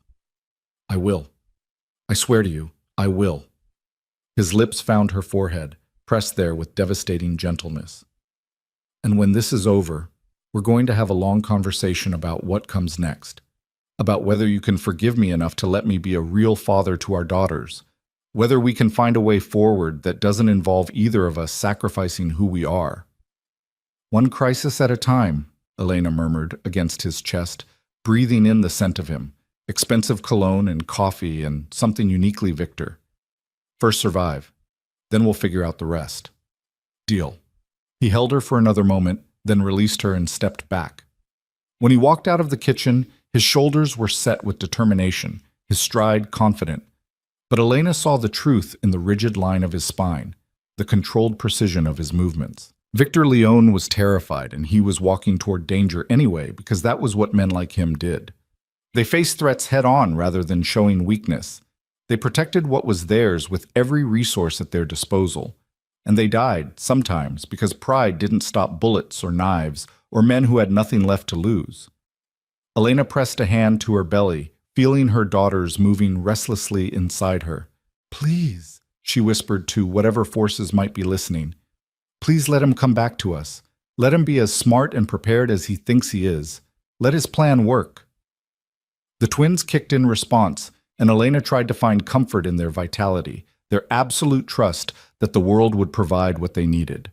She spent the day trying to distract herself, reading the parenting books stacked in her room, taking a short walk around the grounds with Marco hovering protectively nearby, attempting to eat the lunch the estate's cook prepared. But every minute felt like an hour, and every hour brought 8 p.m. closer. Dr. Chen called in the afternoon to check on her. "How are you holding up?" "I'm terrified." "Does that count as a medical concern?" "Completely normal given the circumstances. Just try to keep your breathing steady, stay hydrated, and remember that stress is temporary. Your babies are strong? They'll be fine regardless of what you're feeling right now." "What if Victor doesn't come back?" There was a pause. "Then you'll do what women have done for millennia. You'll survive anyway. You'll raise those girls and love them and give them the best life you can." "But Elena, I've known Victor for 5 years. I've seen him navigate impossible situations and come out victorious every time. If anyone can handle this, it's him." The words should have been comforting. Instead, they just reminded Elena of how much Victor thrived on danger, how being threatened seemed to bring him fully alive. By 7 p.m., she was pacing her room, unable to sit still. Marco knocked once, bringing dinner she couldn't eat. "He'll be fine, ma'am," the big man said quietly. "I've never seen the boss lose when he's properly motivated. And you and those babies? That's the most motivated I've ever seen him." "You're not going with him." "No, my job is here, keeping you safe." "But he's got good men with him, trained men. They'll make sure he comes home." After Marco left, Elena returned to the window, watching darkness settle over the grounds. Somewhere in the city, Victor was preparing for his meeting, checking weapons, maybe, or reviewing his leverage one final time, doing whatever dangerous men did before they walked into potential death. 8 p.m. came and went. Elena's phone remained silent. She hadn't expected updates. Victor had made clear that once the meeting started, communication would cease until it was over. But the silence was crushing, heavy with all the terrible possibilities. 9 p.m., 10, 11. Elena sat in the chair by the window, her hands on her belly, whispering reassurances to daughters who couldn't understand but seemed to sense her distress anyway. They moved restlessly, kicking and rolling in what felt like anxiety. "He's going to come back," she told them. "He promised, and your father, for all his faults, keeps his promises." At 11:47 p.m., headlights swept up the drive. Elena's heart stopped, then lurched back into rhythm so violently she felt dizzy. She pressed her face to the window, watching as 2 SUVs pulled up to the house. The doors opened and men emerged. Marco was already downstairs. She heard voices, footsteps. Then Victor appeared, stepping out of the second vehicle, and Elena released a breath she hadn't realized she was holding. He was alive. He was walking. He was back. She didn't remember deciding to move, but suddenly she was running, as much as a pregnant woman could run, out of the room, down the hallway, taking the stairs as quickly as she dared. She heard Marco saying something, heard Victor's voice responding, and then she was in the foyer and he was there, turning toward her with surprise and relief flooding his features. Elena crashed into him with all the grace of a freight train, her arms wrapping around him as tightly as her belly would allow. Victor caught her, his hands steadying her, his voice low in her ear. "Easy, easy. I'm all right. We're all right." "I thought," her voice broke. "When it got so late, I thought," "I know, I'm sorry." It took longer than expected to finalize everything. Victor pulled back just enough to look at her face, his hands framing her jaw. "But it's done. Volkov is gone. The threat is eliminated." Elena searched his face, looking for injuries, for blood, for any sign that he'd paid a price for this victory. But he looked unharmed, just tired and rumpled and achingly familiar. What happened? Tell me everything. Let's get you sitting down first. You shouldn't be on your feet after running down those stairs. Victor guided her to the living room, settled her on the couch with careful hands. Then he sank down beside her, and Elena saw the exhaustion in every line of his body. Volkov came to the meeting expecting to negotiate my surrender, Victor began, his voice flat with fatigue. He had his men, his weapons, his confidence that threatening you gave him ultimate leverage. What he didn't have was information about the federal warrants that had been issued for his arrest 2 hours earlier. You had him arrested? I provided evidence to the FBI about his weapons trafficking operation. Routes, contacts, financial records, everything needed to build a case that would put him away for life. The warrants were issued at 6 p.m. By the time we met at 8, he was already a wanted man. He just didn't know it yet. Victor's smile was grim. I gave him a choice. Leave the country immediately, abandon his operations in New York, and I'd delay the warrants long enough for him to disappear. Or refuse, and federal agents would move in within the hour. He ran. He ran. Took a private plane to somewhere without an extradition treaty, left his second-in-command to clean up the mess. His organization is in chaos, his assets are being seized, and he'll never set foot in this country again without facing immediate arrest. Victor's hand found hers, squeezed gently. It's over, Elena. Truly over. He can't touch you or our daughters. No one can. Relief crashed through Elena so powerfully she felt tears burning her eyes. You did it. You actually did it. I told you I would. I told you I'd make our world safe. Victor pulled her against his chest, his arms coming around her with a security that felt different from the suffocating control she remembered. This felt like protection without possession, like strength offered instead of imposed. I keep my promises. They sat like that for a long time, wrapped around each other, feeling the twins shift and kick between them. Elena let herself cry, releasing 6 months of tension and fear and desperate hope. Victor held her through it, his hand stroking her hair, his breathing steady against her temple. What happens now? She finally asked, pulling back to look at him. Now we figure out what comes next. For us. For our daughters. For whatever this, he gestured between them, is becoming. I don't know what it is. Neither do I. But I know I don't want to lose it. Lose you. Not again. Victor's thumb traced her cheekbone, wiped away the last of her tears. I know I failed you during our marriage. I know I made you feel trapped and controlled and invisible, but I want the chance to do better, to be better, to learn how to love you without consuming you. Elena looked into his eyes and saw truth there, raw and unguarded. That's not something that happens overnight. I know, but we have time now. No threats, no emergencies forcing our hand. Just time to figure out if we can build something better from the wreckage of what we had before. I need autonomy, real autonomy. You'll have it.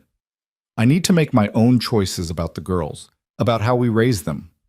We'll make those choices together. Partners, not master and servant. I need to know that when I say no, you'll listen. That boundaries actually mean something. They will. I swear to you, they will. Victor's voice was fierce with conviction. I will fail sometimes. I will fall back on old habits and try to control things that aren't mine to control. But when I do, you'll call me on it, and I'll adjust. We'll adjust until we find a balance that works for both of us.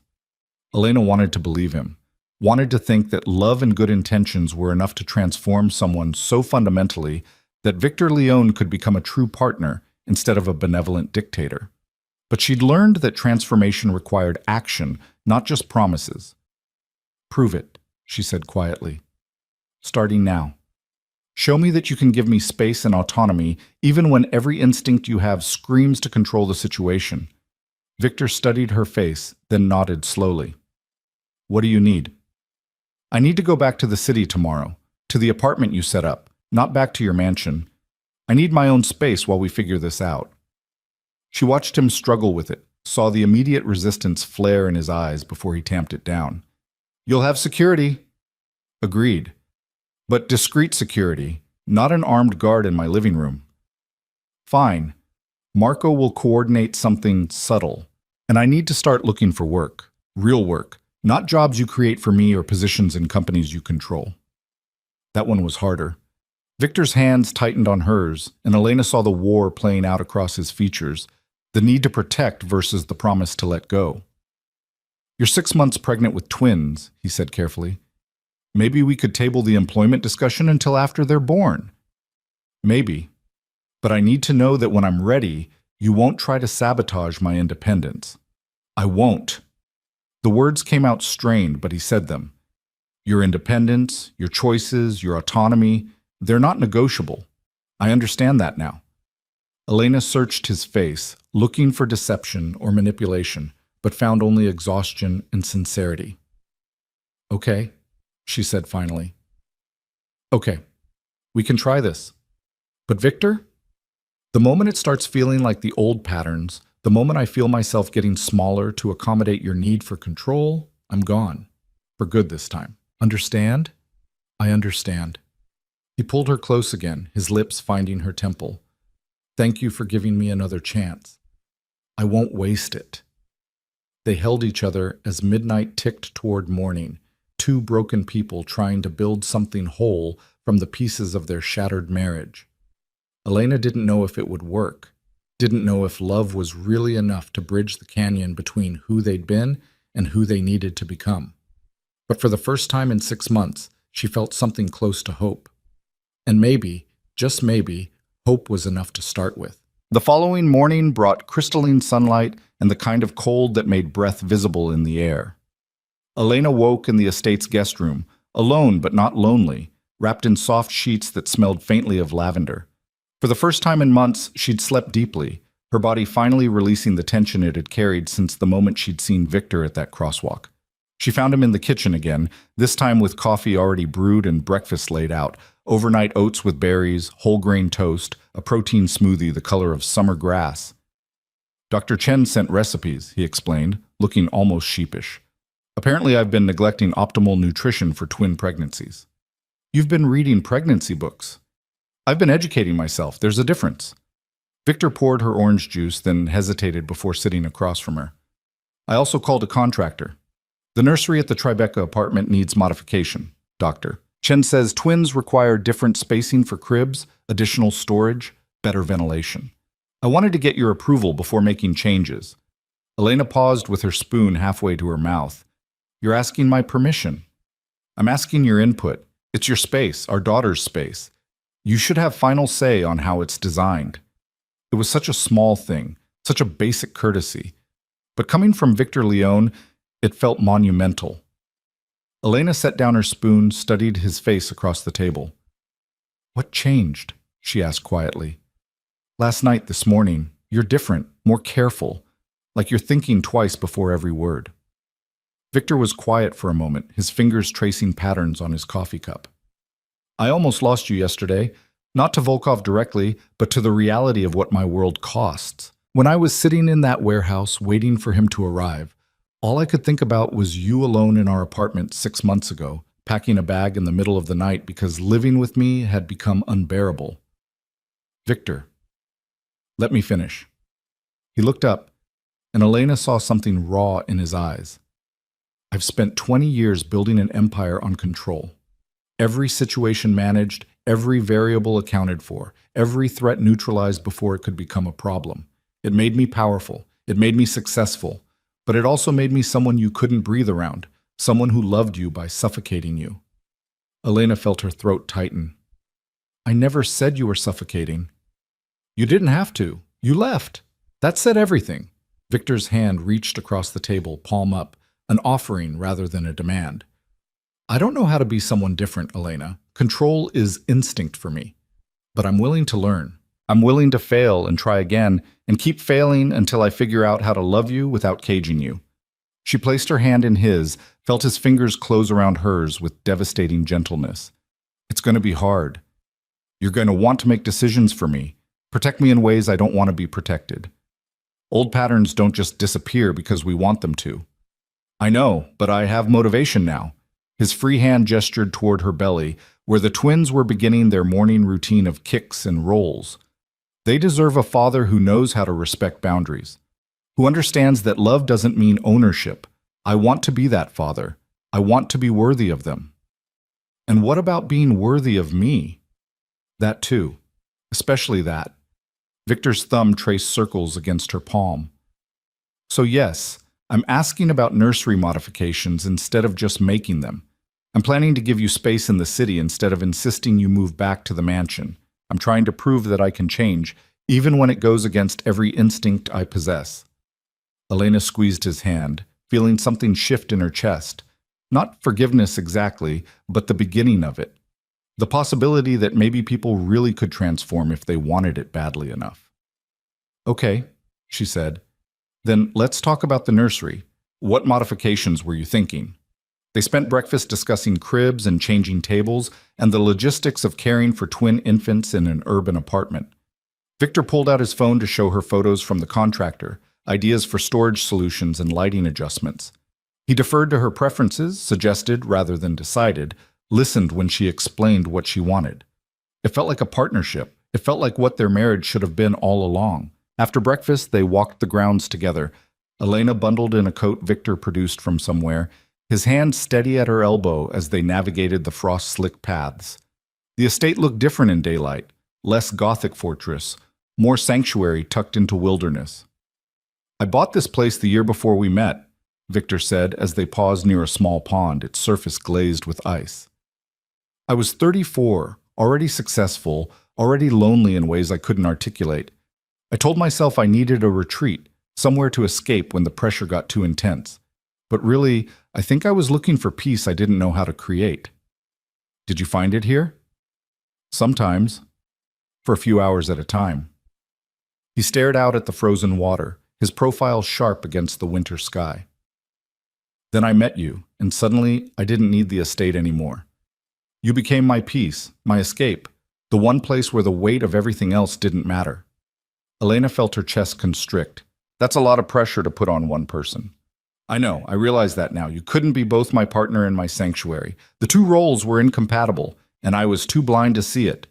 Victor turned to face her, his hands finding hers. This time, if we do this, I won't make you responsible for my peace. That's my work to do, my burden to carry. What if I want to help carry it sometimes? What if partnership means sharing the weight, not just maintaining separate spheres? Something flickered in his eyes, surprise, maybe, or hope. Then we'll figure out how to do that without you getting crushed under it.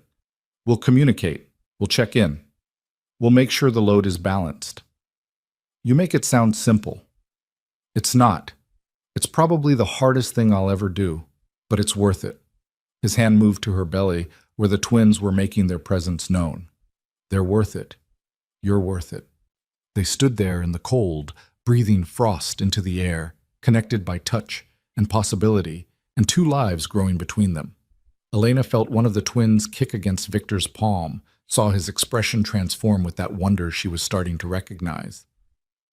Do they always move this much? He asked. Pretty much. The doctor says it's a good sign, means they're healthy and strong, though it makes sleeping interesting. What does it feel like? From the inside, I mean. Elena considered, trying to find words for a sensation that defied description. Like butterflies at first, when they were smaller. Now it's more like tiny acrobats practicing their routine, sometimes gentle, sometimes so strong it takes my breath away. There are moments when I can see the outline of a foot or an elbow pressing against my skin, and it's surreal, like they're trying to introduce themselves before we even meet. Victor's hand spread wider, as if he could encompass both babies at once. I can't imagine what that must be like. Growing two people inside you, feeling them move and develop, knowing they're completely dependent on you for everything. It's terrifying and amazing in equal measure. Some days I feel powerful, like my body is doing this incredible thing without me even trying. Other days I'm overwhelmed by the responsibility, by all the ways I could fail them before they're even born. You won't fail them. You don't know that. Yes, I do, because I've watched you survive impossible circumstances with grace and determination. You left me with nothing but a suitcase and built a life from scratch. You worked yourself to exhaustion to keep yourself and our daughters safe. You're the strongest person I know, Elena. Those girls are lucky to have you as their mother." Elena felt tears prickling her eyes. "I'm scared, Victor. I'm scared of labor and delivery and everything that comes after. I'm scared I won't know what to do when they cry, or won't be able to tell them apart, or will somehow damage them psychologically before they're old enough to tell me what they need. Then we'll be scared together. We'll figure it out together." Victor pulled her closer, careful of her belly. "I don't know anything about babies. I've never changed a diaper, or warmed a bottle, or soothed a crying infant. But I'll learn. We'll both learn. And when we fail, because we will fail, we'll get up and try again." "When did you become the optimistic one?" "When I realized I had something worth being optimistic about." He pressed a kiss to her forehead, then her nose, then hovered near her lips. "May I?" The request was so at odds with the old Victor, the one who would have simply taken what he wanted, that Elena found herself nodding before she could overthink it. His lips met hers softly, tentatively, as if she were something precious that might shatter under too much pressure. Elena melted into it, her hands fisting in his coat, tasting coffee and promise and the ghost of who they used to be. When they pulled apart, both breathing harder, Victor's forehead rested against hers. "I've missed you," he said quietly. "Every day for 6 months. I missed you. I missed you too. Even when I was furious with you, even when leaving was the only sane choice. Part of me missed you. Does that part want to try again? Want to see if we can build something better than what we had?" Elena pulled back enough to meet his eyes. "I want to. But I need you to understand. This isn't me moving back to the mansion, isn't me sliding back into the role of Mrs. Victor Leone, who smiles and complies and slowly disappears. If we do this, it's a new thing, a different thing, built on different foundations." "I understand. Do you?" "Because the moment you start making unilateral decisions about my life or the girls' lives, the moment you prioritize control over partnership, I'm gone. And this time, Victor, I won't come back. I can't. For my sanity, for their well-being, I can't keep cycling through this pattern." Victor's expression grew serious, the weight of her words settling over him. "I hear you. And I'm making you a promise right now. If I cross those lines, if I become that man again, you won't have to leave. I will. I'll remove myself from your life before I damage you again." "You can't mean that." "I do. Because these girls deserve stability, even if that stability doesn't include me in the daily picture. I'd rather be a father who sees them on weekends and respects their mother's boundaries than a father who's present but toxic. Can you believe that I mean it?" Elena searched his face, looking for the manipulation she'd learned to expect, the calculation behind every generous gesture. But she found only sincerity, stark and unflinching. "I want to believe it," she said honestly. "I'm just not sure I trust myself to see the truth anymore. You were so good at making control look like love. How do I know this isn't just a more sophisticated version of the same thing?" "You don't. Not yet. Trust is rebuilt through action, not promises." Victor took her hand, pressed it against his chest, where she could feel his heartbeat, steady and strong. "So watch my actions, test my boundaries, push back when something feels wrong. And if I prove unworthy of your trust, leave knowing you gave me every chance." It was more honesty than Elena had expected, more vulnerability than Victor had ever shown during their marriage. She felt something crack open in her chest, felt the walls she'd built start to crumble. "Okay," she whispered. "Okay, we'll try." The relief that washed over Victor's face was almost painful to witness. He pulled her close again, his arms wrapping around her with a security that felt different now, like shelter rather than captivity. They stood like that until the cold drove them back inside, where warmth and coffee and the uncertain future waited. The drive back to the city that afternoon felt different from the frantic escape 2 days earlier. Elena sat beside Victor in the back of the SUV, their hands linked on the seat between them, watching the landscape shift from rural to suburban to urban.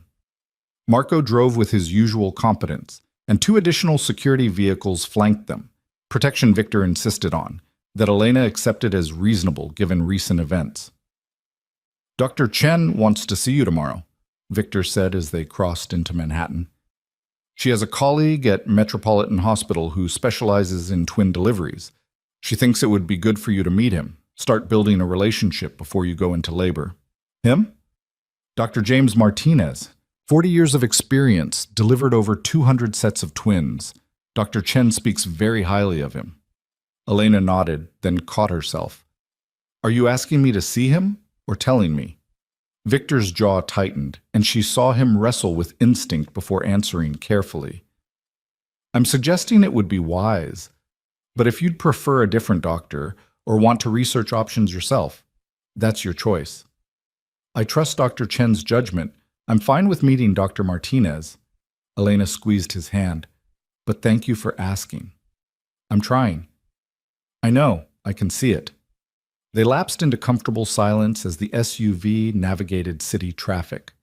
Elena watched familiar streets roll past, feeling the strange dichotomy of returning to the place she'd tried to leave while returning to a man she'd sworn to avoid. The Tribeca apartment looked exactly as she'd left it, though someone had clearly been maintaining it. Fresh flowers on the counter, the refrigerator restocked, her few belongings unpacked and arranged with care. Mrs. Rodriguez's clothes are in the nursery closet, Victor said, following her gaze. I had my housekeeper organize them by size, and I took the liberty of ordering some additional items, sleepers, blankets, basic necessities. They're still in boxes if you want to go through them. Return anything you don't like. Elena moved to the nursery, found the space transformed from the pristine showroom she'd seen days ago. Now it looked lived in, prepared, ready for actual babies. The boxes Victor mentioned were stacked neatly in one corner, and she could see receiving blankets, tiny socks, onesies, and soft neutrals. When did you have time to do all this? I made calls from the estate. Had people working while we were gone. Victor leaned against the doorframe, watching her examine the additions. I wanted you to come home to a space that felt ready. But again, everything is negotiable. If you hate it, we start over. Elena ran her hand over the soft wood of one crib, imagining a daughter sleeping there in a few months. The reality of it hit her suddenly. She was going to be a mother, to twins, in approximately 11 weeks if the pregnancy went to term. I don't hate it, she said quietly. It's perfect. Overwhelming, but perfect. That's how I feel about most things lately. Victor moved closer, his hand covering hers on the crib rail. Overwhelmed but hopeful. Terrified but determined. Lost but willing to find the way. Elena turned to face him, saw the truth of those words written in every line of his face. What happens now? We're back in the city, the threat is handled, and we have 11 weeks until these girls make their appearance. What does our life look like? I don't know. I think we figure it out day by day. Victor's free hand found her belly, that gesture becoming habitual. I'd like to be present, to come to doctor's appointments, help prepare for their arrival, be part of the process. But I don't want to intrude on your space or make you feel trapped. So maybe we establish boundaries, times when I'm welcome here, times when you need solitude? That sounds reasonable. Elena considered, then made a decision that felt both terrifying and right. What if you stayed tonight? Not in my bed, she added quickly, seeing hope flare in his eyes, but in the guest room, so we can practice this cohabitation thing in small doses. I'd like that, if you're sure. I'm not sure about anything except that our daughters are coming, whether I'm ready or not, and they deserve parents who can at least be in the same space without everything falling apart. Elena managed a small smile. Consider it a trial run. Oh, Victor's answering smile transformed his face, made him look younger, less burdened. Then I accept. On your terms, with your boundaries respected. They spent the evening in careful domesticity, cooking dinner together, arguing good-naturedly about whether garlic belonged in the pasta sauce, washing dishes side by side while the city sparkled beyond the windows. It felt normal in a way their marriage never had, because this time Elena wasn't performing the role of devoted wife. She was just herself, making space for someone else without losing her own shape in the process. After dinner, Victor made work calls in the home office while Elena sorted through the boxes of baby items.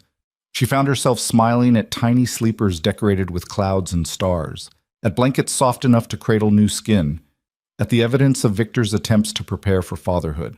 When she emerged from the nursery, she found him on the couch, laptop balanced on his knees, Glasses perched on his nose as he reviewed something that made him frown. "I didn't know you wore glasses," she said. Victor looked up, seemed almost embarrassed. "Reading glasses. Recent development. I'm getting old." "You're 42. That's not old." "It feels old when you're about to become a father for the first time." He closed the laptop, removed the glasses. "Are you tired? You should rest. Dr. Chen was very specific about adequate sleep." "I'm tired, but I'm not ready for bed yet. My mind is too active." Elena settled into the chair across from him. "Tell me something. Why did you really intercept Volkov's shipment? It wasn't just about the weapons or the potential attack. You've let plenty of illegal operations continue when they didn't directly threaten you." Victor was quiet for a long moment, his gaze distant. "Because I saw the intelligence about the school. Saw the planning, the surveillance photos, the children who would have been caught in the crossfire. And all I could think was, what if those were my children someday? What if I had daughters who went to that school, who trusted the world to keep them safe, and I'd done nothing to prevent their deaths because it wasn't my business?" "You didn't know about our daughters then?" "No. But I think some part of me was already preparing for the possibility, already imagining a future where I had something worth protecting beyond my own interests." He leaned forward, elbows on his knees. "I've spent 2 decades building power without purpose beyond acquisition. And then I met you. And suddenly there was a reason to be better, to do better, to use what I'd built for something beyond profit. I never asked you to change your business. I know, but you made me want to. You made me question whether being the most feared man in New York was really the legacy I wanted to leave. And now, with our daughters coming, I'm questioning it even more. What kind of man do I want them to see when they look at me? What stories do I want them to tell about their father?" Elena felt her throat tighten. "What answer are you coming to?" "That I need to be someone worthy of their respect. Someone who uses power responsibly, who protects the vulnerable instead of exploiting them, who builds instead of just destroying." Victor's eyes met hers, blazing with conviction. "I'm not naive enough to think I can go completely legitimate overnight. But I can shift priorities. I can refuse deals that profit from human suffering. I can use my resources to actually make the world marginally less terrible." "That's a significant change from the man I married." "The man you married didn't have daughters on the way, didn't have you looking at him with hope that he might become someone better. That changes the equation entirely." Elena stood, moved to sit beside him on the couch. Her hand found his, fingers intertwining. "I don't need you to be a saint, Victor. I just need you to be honest, to try, to fail and admit it and try again. Can you do that? For you? For them? I can do anything." They sat together in the soft lamplight, the city humming beyond the windows, 2 broken people trying to forge something whole from the wreckage of their past. When Elena finally yawned, Victor insisted she go to bed, helped her stand with gentle hands. "Thank you for letting me stay," he said at her bedroom door. "It means more than you know. Thank you for respecting my space, for asking instead of assuming." Elena reached up, cupped his face. "We're going to figure this out, somehow." "I believe you." He turned his head, pressed a kiss to her palm. "Sleep well. Call if you need anything." Elena watched him disappear into the guest room, then closed her own door and prepared for bed. The twins were active, rolling and kicking, and she spent a few minutes talking to them quietly, her hands on her belly. "Your father is trying," she whispered. "He's really trying. I don't know if it'll be enough, but I think we owe him the chance to show us. What do you think?" The babies kicked in response, and Elena chose to interpret it as agreement. She was drifting towards sleep when the first sharp pain lanced through her abdomen. Elena gasped, her hand flying to her belly, waiting for it to pass. But instead of fading, it intensified, radiating from her pelvis up through her ribs. Something was wrong. "Victor," she called, her voice tight with fear. "Victor!" He was there in seconds, bursting through her door still dressed, his face immediately shifting to alarm when he saw her curled on her side. "What is it? What's wrong?" "Pain. Sharp pain. Something's not right." Elena tried to breathe through it, but the sensation was growing worse, accompanied now by wetness between her legs. I think something's happening." Victor moved with terrifying efficiency, his phone already in his hand. "I'm calling Dr. Chen. Stay still. Don't try to move." Elena heard him speaking rapidly into the phone, heard Dr. Chen's calm voice on speaker asking questions. "How long? How intense? Any bleeding?" "Yes," Victor said, his voice cracking slightly. "There's blood. Not a lot, but it's there. Get her to Metropolitan Hospital immediately. I'll meet you there. Don't wait for an ambulance. Just go." Victor scooped Elena into his arms before she could protest, carrying her like she weighed nothing despite her pregnant belly. Marco appeared from somewhere, already moving to open doors, clear paths, bring the SUV around. "The babies!" Elena gasped as another contraction racked her body. "Victor, it's too early. They're too small." "They're going to be fine. You're all going to be fine." His voice was steady, but she could feel the tremor in his arms, see the fear in his eyes. "Just breathe. Focus on breathing. We're almost there." The drive to the hospital was a blur of pain and terror, and Victor's voice in her ear, steady and sure, promising things he couldn't possibly guarantee. Elena focused on his heartbeat, where her head pressed against his chest, focused on the twins still moving inside her, focused on anything except the possibility that she might be losing them. They burst through the emergency room doors to find Dr. Chen already waiting with a wheelchair and a team of nurses. "Get her to L&D, the doctor commanded, her calm authority cutting through the chaos. "Page Dr. Martinez and tell him we may have premature twins on the way." Elena felt herself transferred to the wheelchair, felt Victor's hand grip hers as they rushed through corridors that smelled of antiseptic and fear. "I'm right here," he said fiercely. "I'm not going anywhere. Whatever happens, we face it together." Elena squeezed his hand, unable to speak past the pain and terror, and prayed that together would be enough. Because ready or not, wanted or not, their daughters were demanding to be born. And nothing, not Victor's promises, not Elena's plans, not the fragile peace they'd been building, would ever be the same. The labor and delivery ward at Metropolitan Hospital hummed with controlled urgency as nurses swarmed around Elena's bed, attaching monitors and IV lines with practiced efficiency. Dr. Martinez materialized beside Dr. Chen, a silver-haired man with steady hands and eyes that had seen every complication birth could throw at him. "Talk to me, Sarah," he said, already pulling on gloves. 27 weeks, dichorionic diamniotic twins, premature rupture of membranes with moderate bleeding, contractions every 4 minutes, cervix dilated to 3 centimeters. Dr. Chen's voice was clipped, professional, stripped of the warmth Elena had come to know. This was a doctor in crisis mode, fighting to save 3 lives at once. Elena tried to focus on the words, tried to understand what they meant, but pain kept fracturing her concentration. Victor stood beside her bed, his hand crushing hers, his face drained of color. "Can you stop it?" he demanded. "The labor. Can you stop it? Doctor." Martinez met his eyes with the kind of honesty that came from decades of delivering both good news and devastating reality. "We can try to slow it down, give the babies more time to develop. But Mrs. Leon's water has broken, which significantly increases the risk of infection. We're walking a tightrope here. Delay too long, and we risk sepsis. Deliver now, and we're looking at extremely premature infants with underdeveloped lungs." "What are their chances?" Elena gasped between contractions. "If they're born now, what are their chances?" 70 to 80% survival rate at this gestational age, higher if we can buy even a few more hours for steroid injections to mature their lungs. But they'll need NICU care, possibly weeks or months of it, breathing assistance, feeding tubes, monitoring for complications. Dr. Martinez's hand found her shoulder, squeezed gently. "I won't lie to you. This isn't ideal. But I've delivered hundreds of premature twins, and most of them go on to live completely normal lives. Your daughters are fighters. Let's give them every advantage we can." Another contraction seized Elena, so intense she couldn't breathe through it.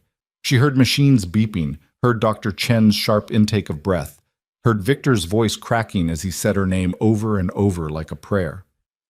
"Fetal distress on baby A," a nurse announced, heart rate dropping.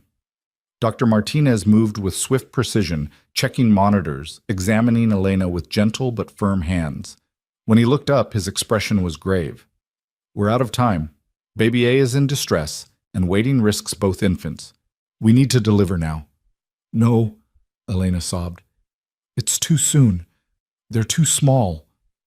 They're small but strong, and every minute we delay risks their oxygen supply. Dr. Martinez's voice was kind but unyielding. Elena, I need you to trust me.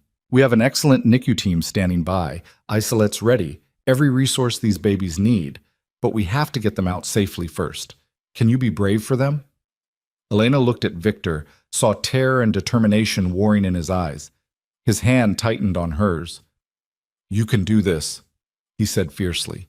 You're the strongest person I know. Our daughters need you to be strong right now. She wanted to argue, wanted to bargain for more time, wanted to rewind to yesterday when everything had seemed manageable. But another contraction tore through her, and she felt the urgency in her own body. Something was wrong, and her daughters needed to be born. Okay, she whispered. Okay, do it. The next hours dissolved into a blur of pain and effort, and voices urging her to push, to breathe, to rest, to push again. Victor never left her side, his hand anchoring her through waves of agony that seemed endless. She heard him whispering encouragement, felt him wipe sweat from her forehead, saw tears streaming down his face as he witnessed something he'd never imagined being part of. I can see the head, Dr. Martinez announced. One more push, Elena. Give me everything you've got. Elena bore down with strength she didn't know she possessed, felt something give way inside her, heard a sound that made her heart stop. A cry. Thin and reedy and absolutely perfect. Baby A is out, Dr. Martinez said, and suddenly there was a flurry of activity as nurses swarmed, taking the tiny form away to be assessed. Elena tried to see, tried to catch a glimpse of her daughter, but another contraction was already building. Focus on me, Victor said, his voice rough with emotion. One more, love. One more, and we get to meet both of them.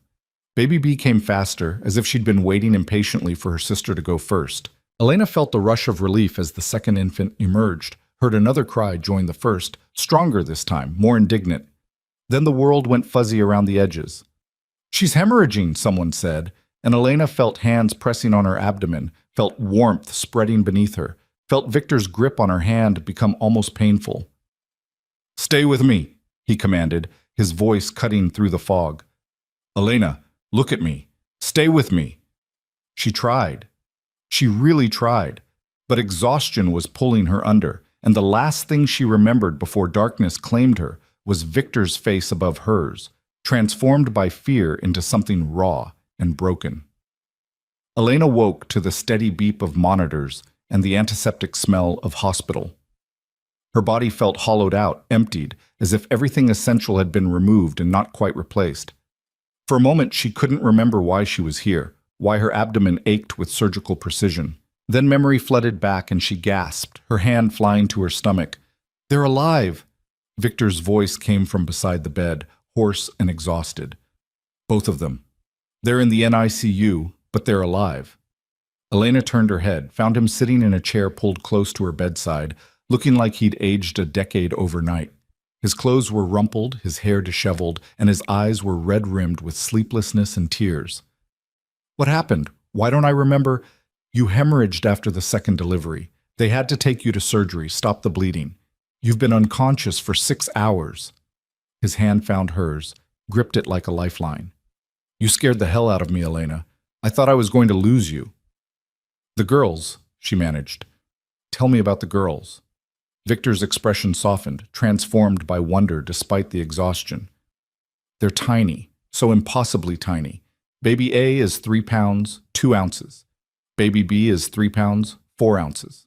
They're on breathing support and feeding tubes, hooked up to more machines than I can count. But they're breathing, Elena. Their hearts are beating. They're fighting. Tears streamed down Elena's face. Can I see them? Not yet. You're still recovering from surgery and the NICU has strict protocols, but Dr. Martinez took photos. Victor pulled out his phone with shaking hands, pulled up images that made Elena's breath catch.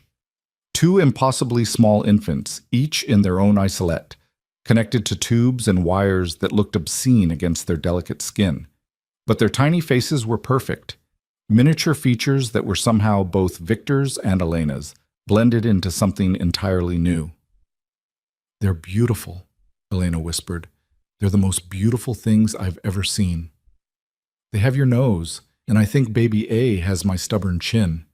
Victor's thumb traced over the screen, his voice breaking. The nurses let me hold baby B for 2 minutes after you went into surgery. She fit in my hands, Elena. Her entire body fit in my hands, and she looked up at me with these ancient eyes, like she was trying to figure out who I was. And I fell apart.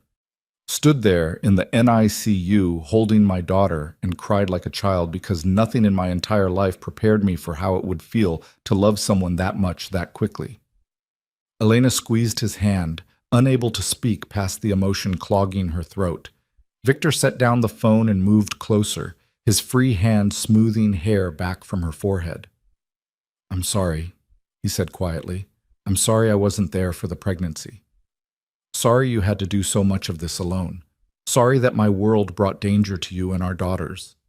If I could go back and do everything differently, we can't go back. We can only move forward." Elena managed a weak smile.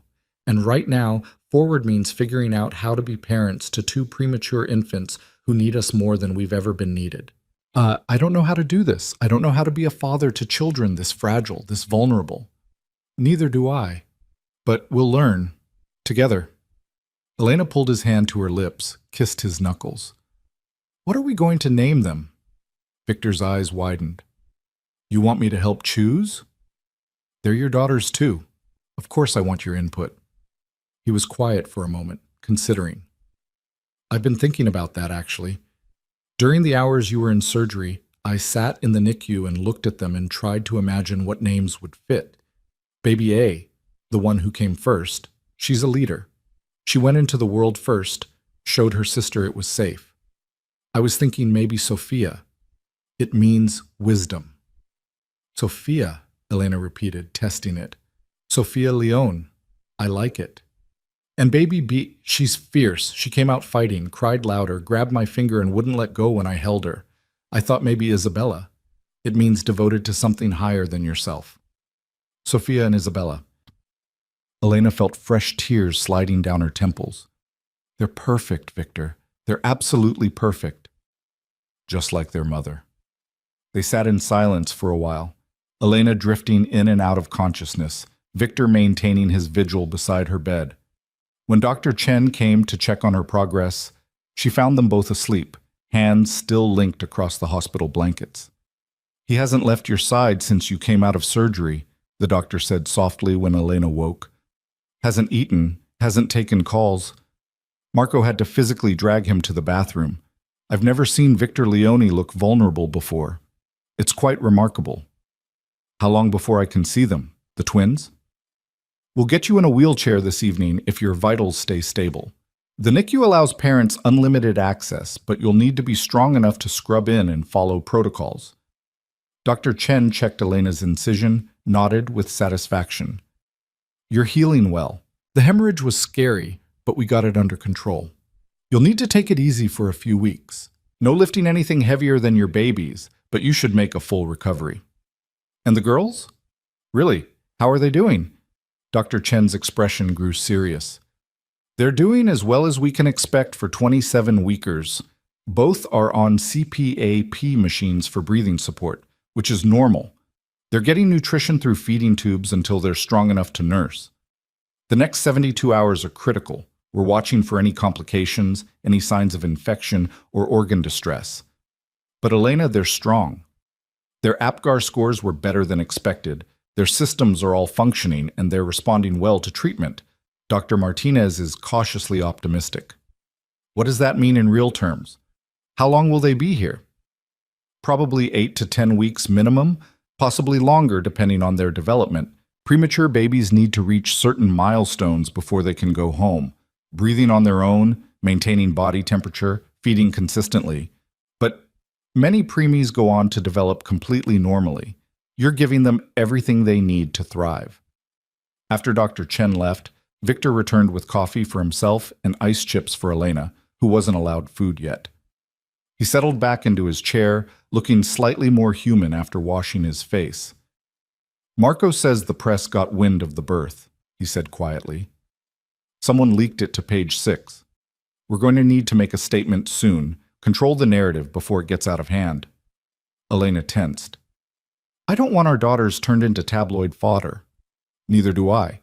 But we can't prevent coverage entirely, not given who I am, who we are. What we can do is release a simple statement. Elena Leone and Victor Leone are pleased to announce the birth of their twin daughters, Sophia and Isabella. The babies were born premature and are receiving excellent care at Metropolitan Hospital's NICU.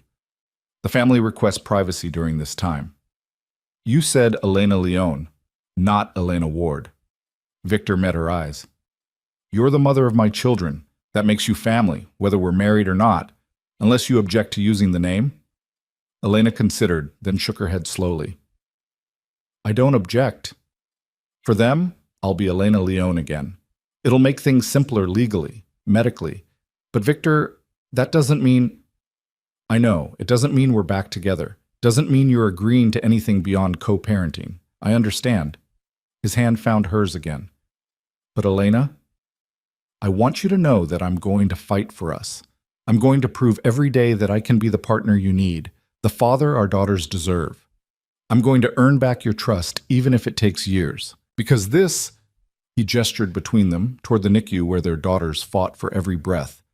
This is worth fighting for. One day at a time, Elena said softly.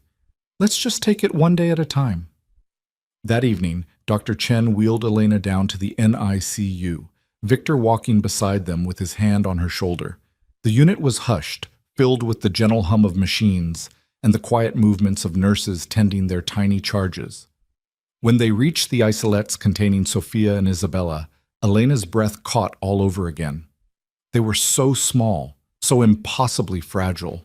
Tubes ran from their noses, monitors were taped to their bird-like chests, IV lines disappeared into their translucent skin. But they were alive, their tiny chests rising and falling with mechanical assistance, their miniature hands curled into fists no bigger than walnuts. You can touch them through the ports, a nurse explained gently. They respond well to parental contact.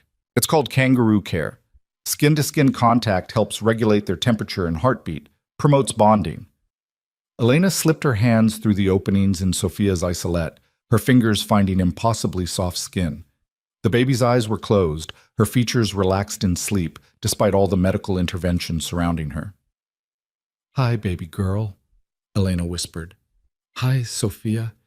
It's Mama. You did so good, sweetheart. You're so strong. Sophia's tiny hand moved, fingers flexing as if reaching for something. Elena offered her pinky finger, felt those miniature digits close around it with surprising strength. She knows you, Victor said, his voice thick with emotion. He had his hands in Isabella's isolette, his expression one of complete wonder. Isabella opened her eyes when I touched her. Just for a second, but she looked right at me.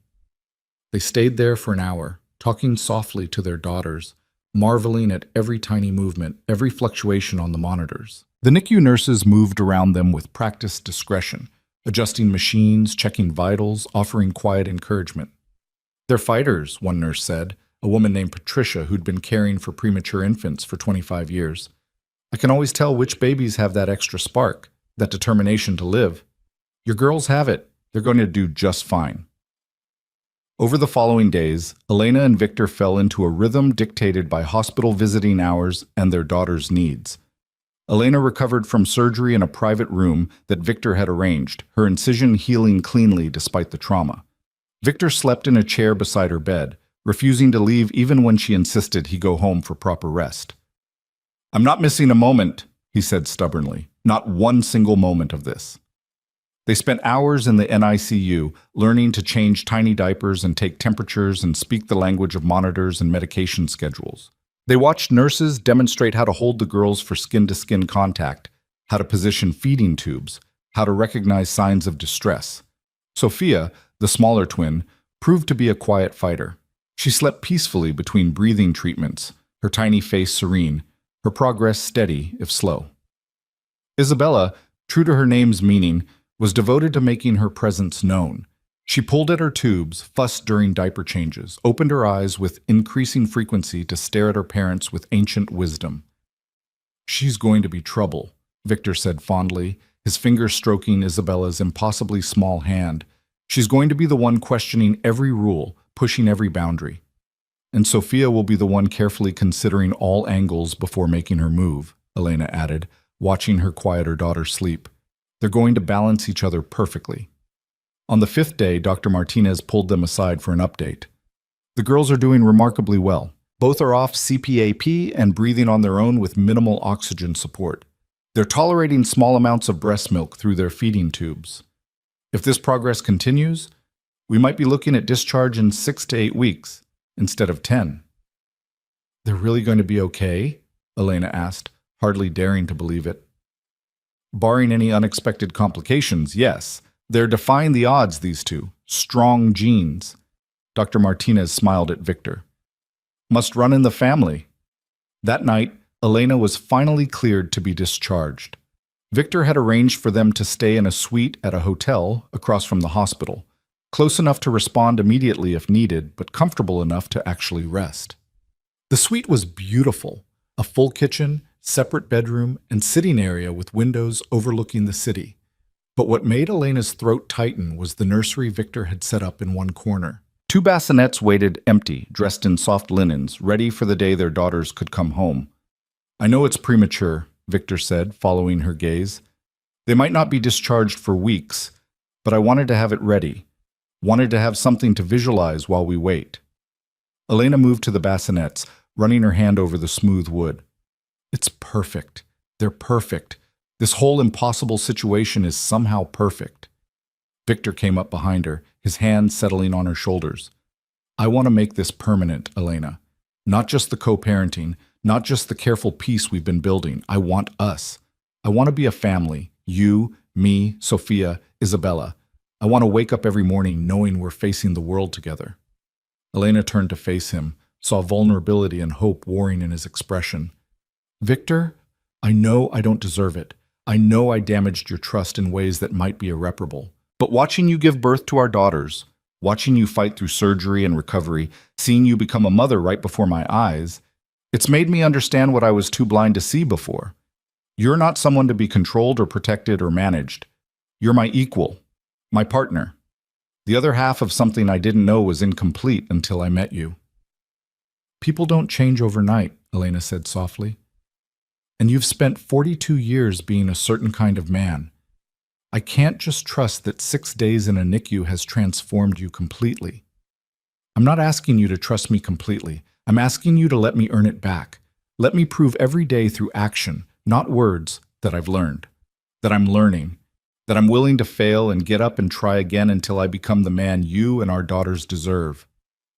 Victor took her hands, held them between his own. Move in with me. Not to the mansion. I'll sell it if you want. We'll buy something together, something we choose as partners. We'll raise Sophia and Isabella as a team, make every decision together, build a life that has room for both of us without either of us disappearing into the other. Elena looked into his eyes and saw sincerity there, but also the awareness of his own limitations. He wasn't promising perfection. He was promising effort. Maybe that was enough. Okay, she whispered. Okay. But Victor, the moment it starts feeling like before, the moment control becomes more important than partnership. You tell me. You call me on it. And I adjust. We adjust. He pulled her close, careful of her healing incision. I'm going to spend the rest of my life being worthy of you. That's a promise I will never break.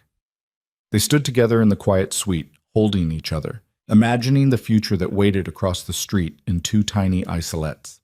It wouldn't be easy. There would be setbacks and challenges and moments when old patterns tried to reassert themselves. But for the first time since that rain-soaked crosswalk, Elena felt something like certainty. They could do this. They could be partners and parents, and possibly, eventually, even lovers again. One day at a time. One choice at a time. One breath at a time, just like their daughters were learning to do. 6 weeks later, on a bright December morning, Dr. Martinez signed discharge papers for both Sophia and Isabella Leon. They'd grown. Sophia now weighed 5 pounds even. Isabella, a robust 5 pounds, 6 ounces. They breathed on their own, fed from bottles with increasing efficiency, and had passed every test the NICU required. Elena stood in the discharge room, Sophia in her arms, watching Victor cradle Isabella with the confidence of someone who'd learned everything there was to know about caring for premature infants. He'd been there every day, every feeding, every diaper change, every moment of fear when monitors beeped or breathing became labored. He'd proven himself in action, not just words. "Ready to take our girls home?" he asked, his eyes shining with unshed tears. "More ready than I've ever been for anything." Elena looked down at Sophia's sleeping face, at the daughter who'd fought so hard to be here. "Let's go be a family." The apartment they'd chosen together waited in Brooklyn, close to Prospect Park, with enough space for the girls to grow without the ostentation of Victor's mansion. It had a real nursery, painted soft green with 2 cribs side by side, a rocking chair positioned to catch morning light. Marco helped carry car seats and diaper bags, his normally stern face transformed by the kind of smile reserved for babies who'd survived impossible odds. Patricia, their favorite NICU nurse, had sent them home with detailed care instructions and her personal phone number for emergencies. As they drove through the city, Elena looked at Victor in the front seat, then at her sleeping daughters in their car seats beside her. 6 months ago, she'd been running from this man, convinced that loving him meant losing herself. Now she was choosing him every day, choosing partnership over isolation, choosing to believe that people could transform if they wanted it badly enough. "What are you thinking?" Victor asked, catching her eye in the rearview mirror. "That we did the impossible. We created something beautiful from something broken. We're going to be okay, aren't we? Better than okay." His hand reached back, found hers. "We're going to be extraordinary. Because we have you and Sophia and Isabella. Because we chose each other even when it was hard. Because love, real love, isn't about control or possession. It's about growth and choice and showing up every day ready to do the work." Elena squeezed his hand, felt the truth of it settle into her bones. They were going to be okay. Better than okay. They were going to be a family, forged through fear and separation, and 2 tiny lives that demanded they become better than they'd ever been. And when they carried their daughters through the threshold of their new home, when they laid Sophia and Isabella in their cribs and stood together watching them sleep, Elena knew with absolute certainty that this messy, complicated, hard-won love was worth every moment of struggle. "Welcome home, girls," Victor whispered, his arm around Elena's waist. "Welcome to the beginning of everything." And as their daughters dreamed, 2 lives that had begun at a crosswalk in the rain settled into the future they'd fought so hard to build, together, choosing each other with every breath. Finally, completely home.